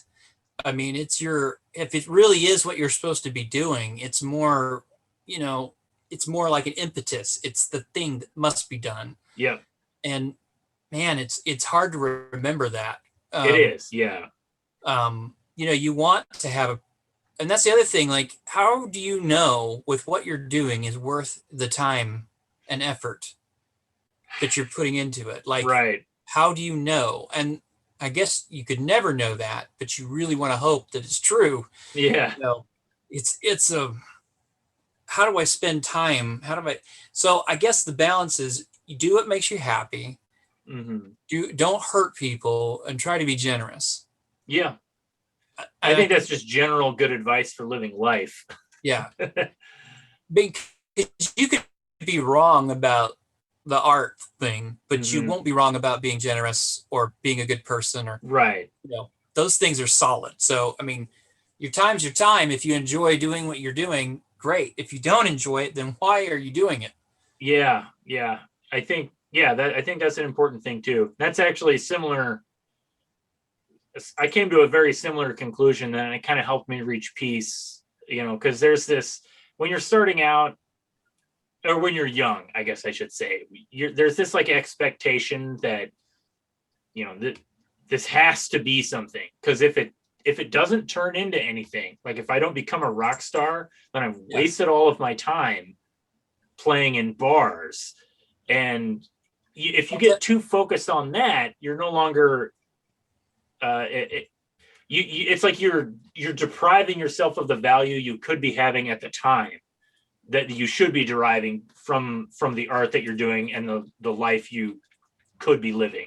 But let me comment on that and say, if you're a rock star or trying to be one and living that life, you got experiences. You've met people, you've done things, you've tried things, which a lot of people don't even get that far. Yeah. And then say you're at the bar, you get to observe. So from a writer's point of view, you can see that guy that's hitting on the girl and she gets up and walks away. And you're like, is there a story there? How did everyone else react to around her? And these are little subconscious things that stick with you. And, those experiences are not, wasted. You get to thinking that, oh yeah, well, this is a terrible thing. I got, so many experiences in life from things that didn't pan out and opportunities but you learn about people, you learn about the way the world works, your own logic and because like I said, finding out that I had ADD, that's really informed what I can do in a narrow, I got this amount of time where it works out really well for me and I can still satisfy that itch and I can still create. And so learning to work with that, that's a good experience thing to bring in. So, I mean, it's not wasted. It's how you apply what you've observed. Yeah, totally. I mean, that wraps it up. Well, we've been going for over an hour and a half. I know. So, it's been a blast. Yeah, it's good. No, it's been fun. Like I said, like I was talking about earlier, like the main reason I did this podcast was because I had this whole last year, 2020, the year where the world broke. It's like I didn't do it. That was the first year I hadn't done any conventions since I started in 2012. And I've mostly just been communicating with people, like the small amount of people that I know in my personal life and just people on social media, which is mostly Facebook because I don't use much of anything else. Yeah. And I really needed to just get out, as it were, through this podcast and just like chat with some people because I missed that about conventions. Like I liked, I liked just like going around and talking to creators and chatting with them. And so, that's like 100% like the reason I just decided I need to do this. And, it's content for the YouTube channel, but, I don't, again, going with that whole shedding the ego thing, like I'm very well aware of how small of amount of views I get on stuff. But, for me, it's not about trying to like, why I'm on this podcast is because I've got, to shill out this university thing and Horace and Buggie. And if that doesn't pan out with 2 or 3 or 4 bids, then this is a waste of my time. Total waste of time. Yeah. Everybody's got to promote something. No, I mean, no, I'm kidding, obviously. I know what you mean. Yeah. And that's, it's like, again, sure, part of it is because I need to be out there and promoting my own stuff, like, secondthoughtcomics.com, buy all my comics right there.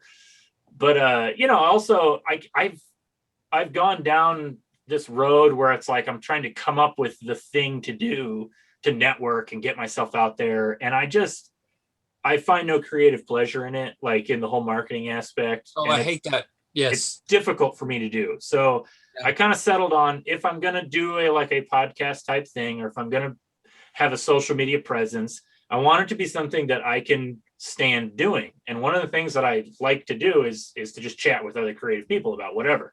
And it'd be nice if other people like it, then here we are, you can listen to it and I hope you enjoy it. If not, I'm still going to enjoy the conversation. I think too, that people, like, if you're yourself and people react to that. Like, I think so too. Yeah. And I think the more you can be yourself and natural and giving with that, I think people just connect to that in a way that that they can't explain. It's like, yeah, that I know that person. Mm-hmm. They're my friend, you know, or whatever. And that brings people together. It unites people in a way. And it's but I think the more you're yourself, the more your purpose is going to come out, whatever that is in life. And I don't know what it is. I can't say for you it's a writer. I can't say for me it's being an artist.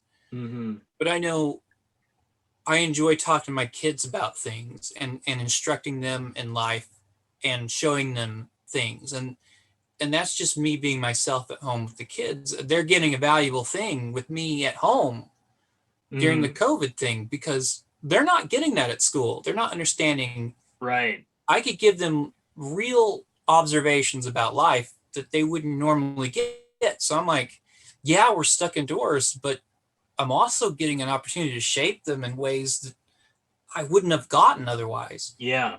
So, like I said, being yourself, that's just, I think the more you pursue it, the more openness you pursue, I think the more you're going to root out the people that don't need you, and the people that need you are going to gravitate you, because being real is so hard to find anymore. Like, and people crave it like they crave water, and they don't even know it, you know? Yeah. But that's all I got to say about that. Yeah. No, I mean, again, I have to agree. Yeah. But so yeah, we'll wind this down and wrap this up. But before we go, I want to talk a little bit. We'll end this with promoting your stuff, Horace and Buggie.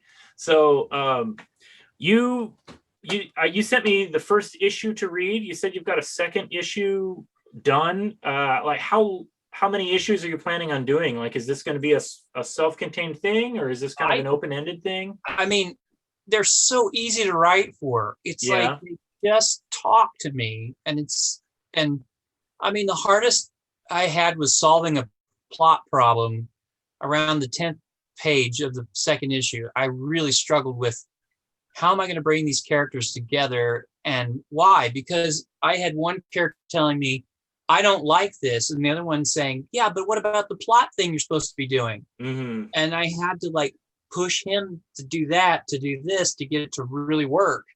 And that's what I'm talking about. It's like they wrote itself. Yeah. But I had to really, there was only like one time I was really struggling with, how do I get the characters motivated to do what the plot demands them to do? Yeah. Yeah. And I guess the second issue was a lot more plot heavy, obviously, because I'm like thinking, okay, there's a goal for the characters to meet. But I think going forward, it's going to be pretty much like whatever I feel, like whatever the characters are saying to me, like, hey, these guys, I'm going to tell a love story or something. I was thinking about having Horace fall in love with like a Galapagos turtle or something, and just being like so into her, and it just that size difference. Yeah, I was gonna say there's a lot of good visuals there. You could do some good fun stuff with that. But that's in my brain, and I don't know how it will work, or if I should do it, or it's just one of those things like, oh, I let that simmer a little bit and figure out where it's going. But yeah, I haven't started issue 3 yet, mainly because issue 1 is still getting colored. Sure, yeah. And I have to do that myself. So it's a different brain set. So what what are your plans for getting the book out there? Well, I had debated on whether or not I'm doing a Patreon or a Kickstarter, because I already have a Patreon set up, but I had never promoted it.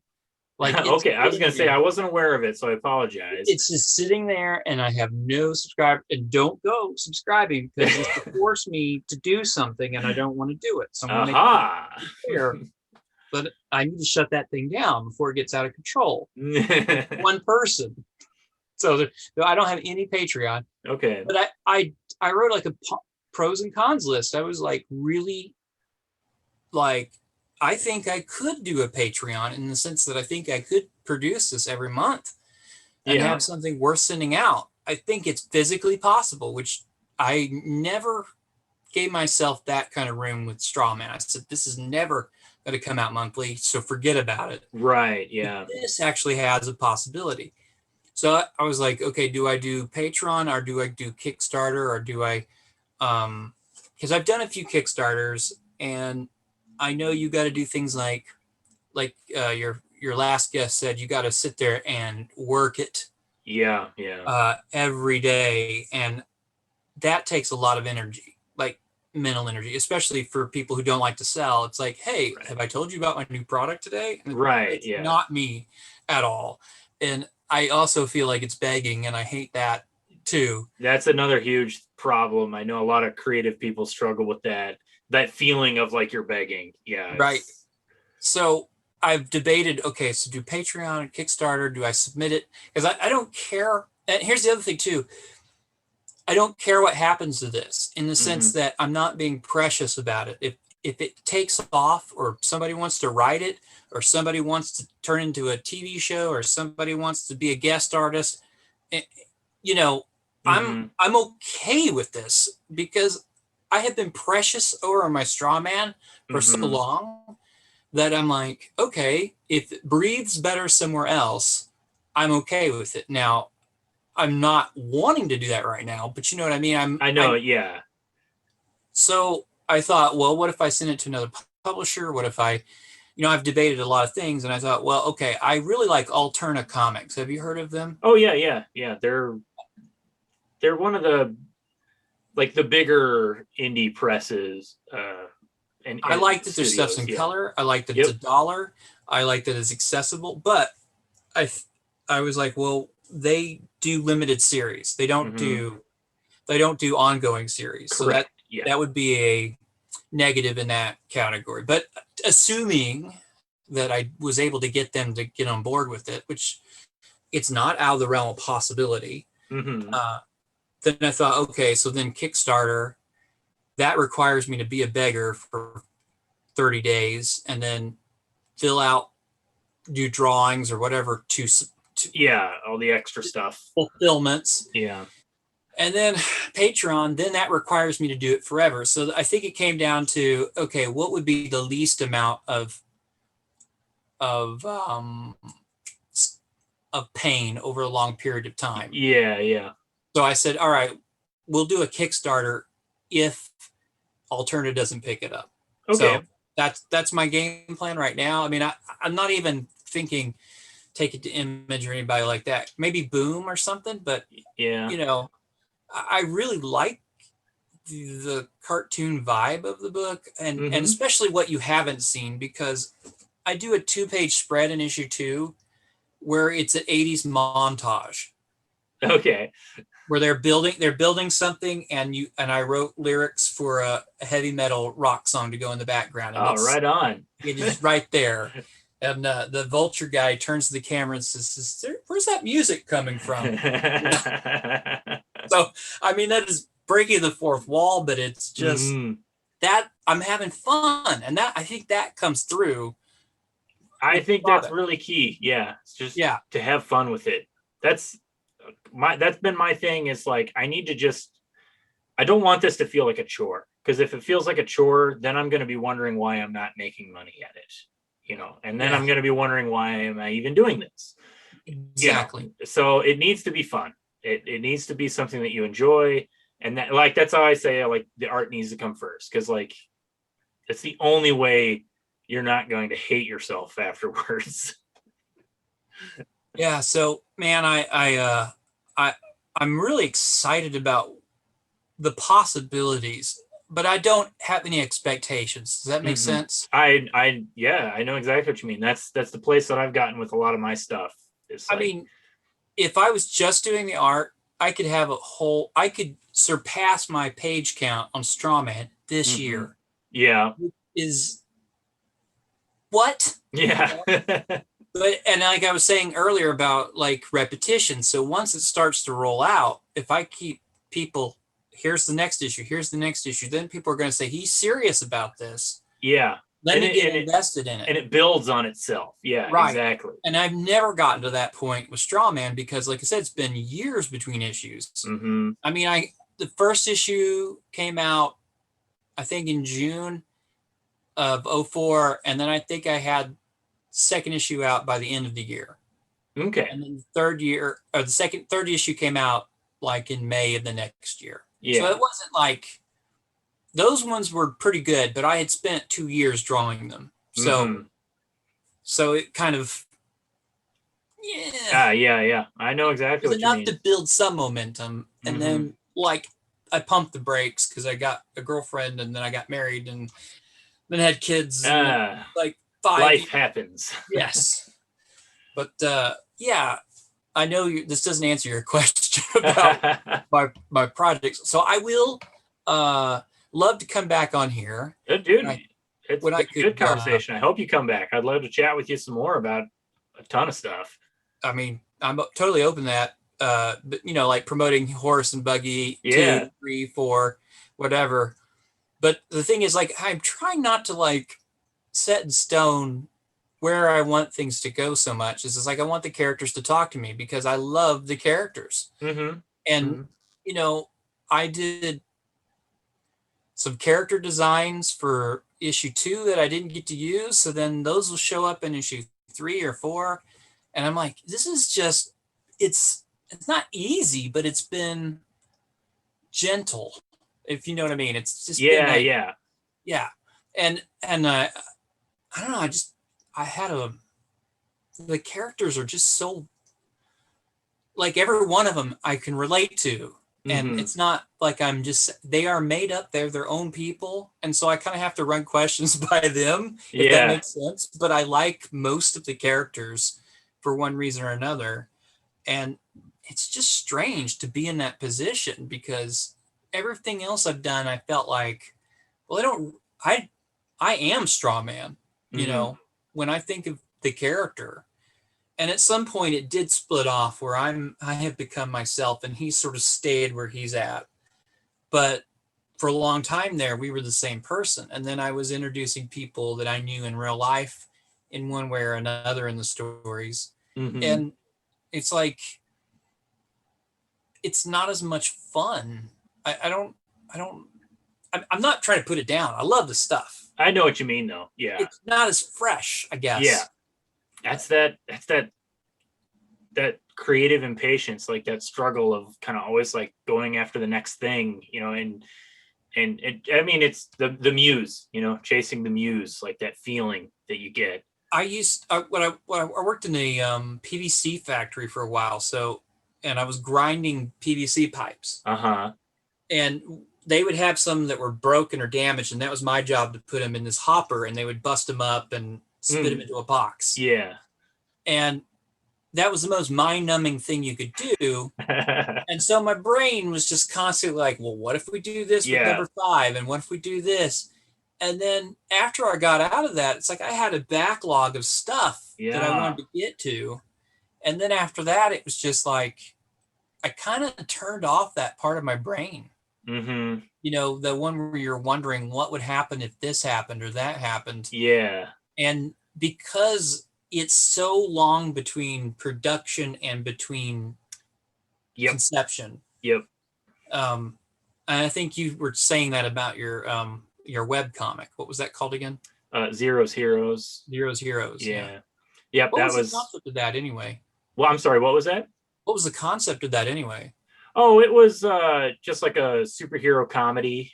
You know, it was kind of like one of my biggest comic influences was Ben Edlund's The Tick. And I just loved The Tick.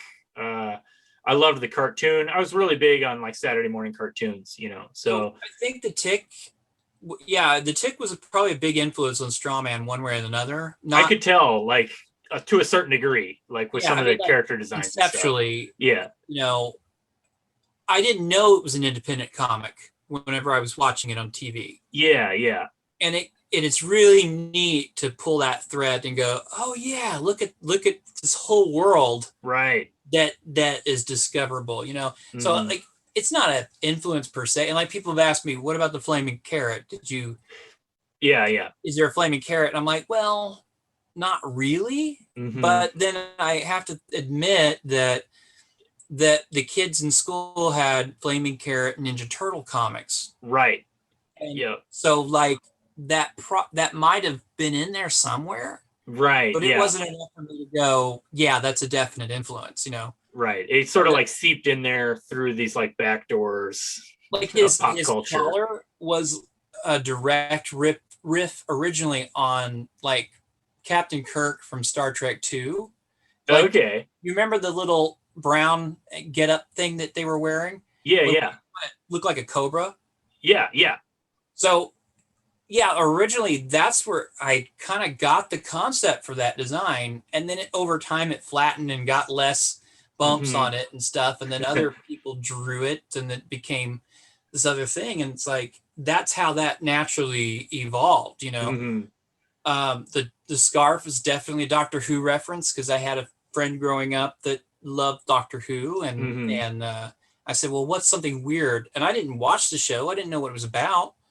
So I just said, what's something weird that I know? Oh, I'll give him a Doctor Who kind of scarf. And yeah. I couldn't draw hands when I was a kid. I would draw circles. So I said mittens. I'll just give him mittens. So it was like a celebration of everything bad that I did. Or, I made the character overweight because I was overweight. I didn't think it was a great idea to have a buff superhero. He was supposed to be average. Yeah.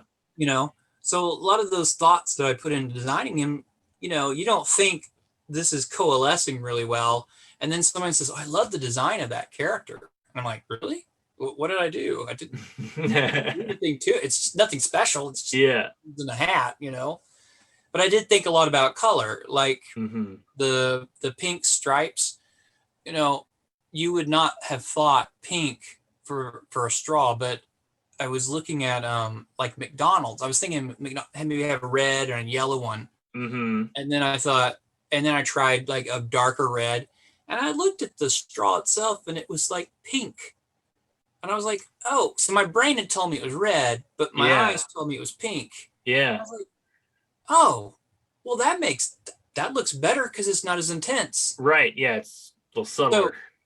So I mean, it was like one of those like decisions that I'd made out of like trial and error. Originally, he had like my first sketch of him. He had like a really thin legs and a bigger body and a weird looking alien like head.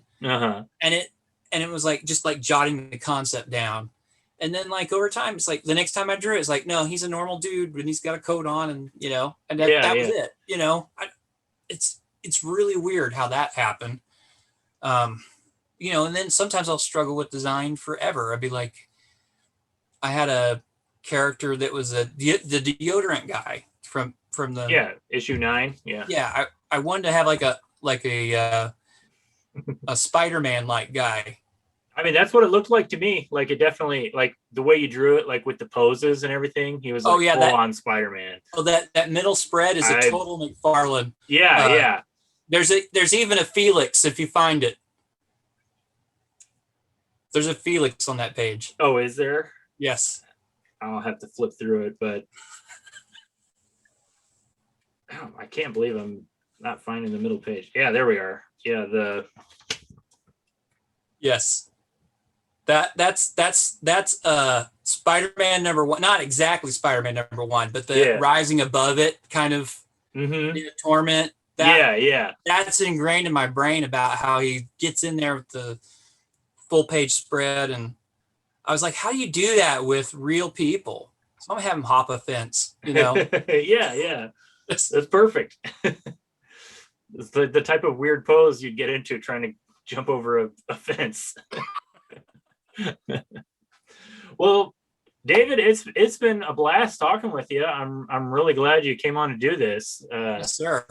Let's definitely do it again. I want to talk more about we'll talk more about Horace and Buggie. I can't wait for the book to get out there. And I'm just sort of like really curious as to how like people I'm not associated with react to it, because I'm like, does it have that it factor that I've been looking for? And I'm almost certain it does, and that's a weird, scary feeling. Like I'm known to be a super objective, and it's like I'm throwing all that out the window here. Yeah. You know, it's go ahead. I'm sorry. Well, I definitely think there was it did have that creative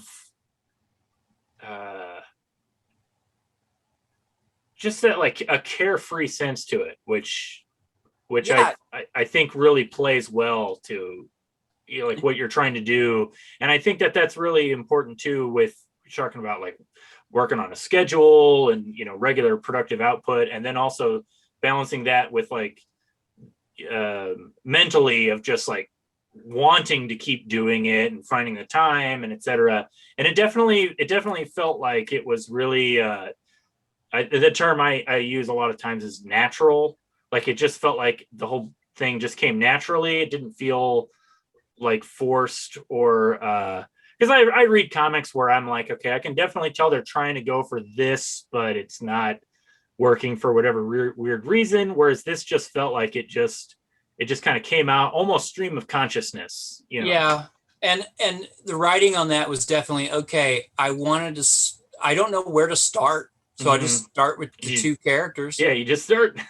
Yeah. And then I was like, okay, I know I've got these other characters, so how do I introduce them? And then it's like one at a time. Yeah. And then, okay, it needs to do something. So what are they going to do?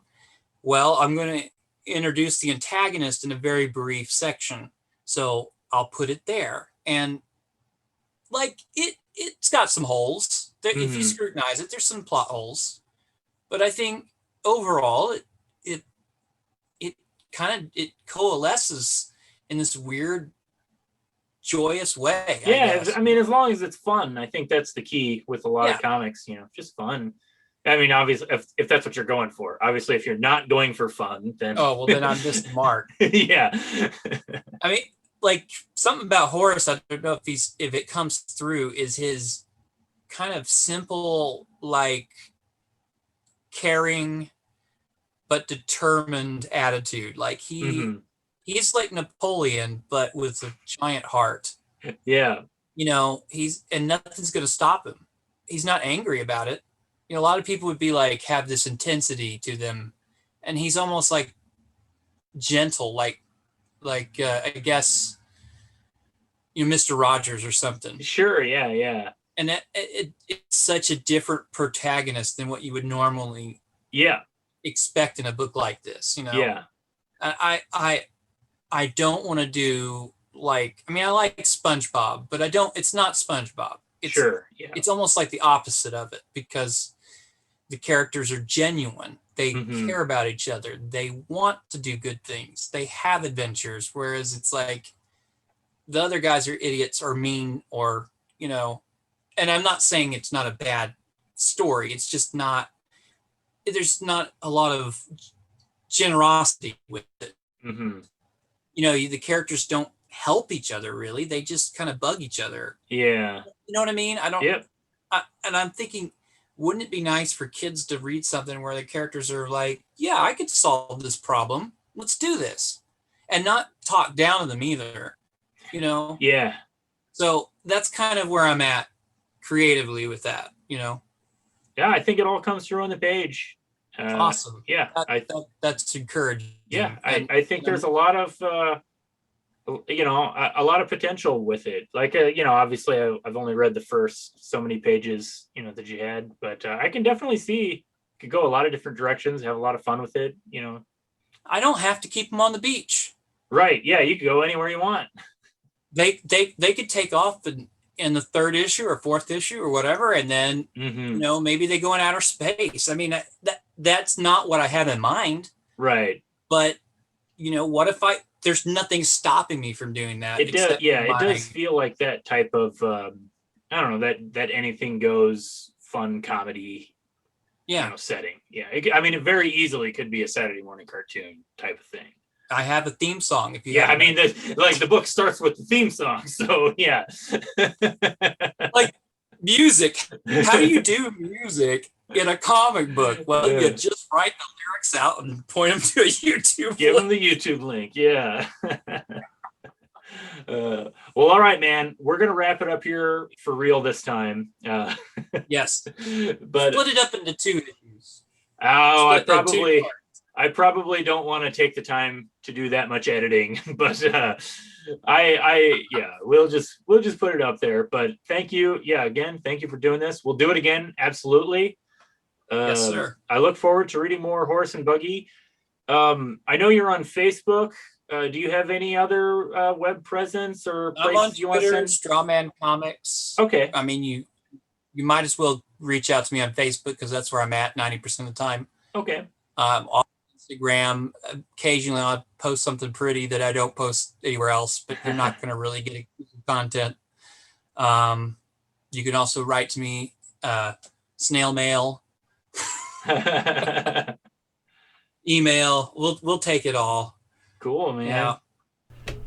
Thanks for watching. If you liked this video, please consider subscribing and help spread the word to your family, friends, and enemies. If you also sign up for the Second Thought Comics newsletter, you can get the most up-to-date information about both this podcast and my own comics. For a limited time, I'm giving away a free digital copy of my latest graphic novel, The Amoral Stingray. That's right, a complete 118-page graphic novel, totally free if you sign up for the newsletter before May 1st, 2021. Sign up now before it's too late. See you next time.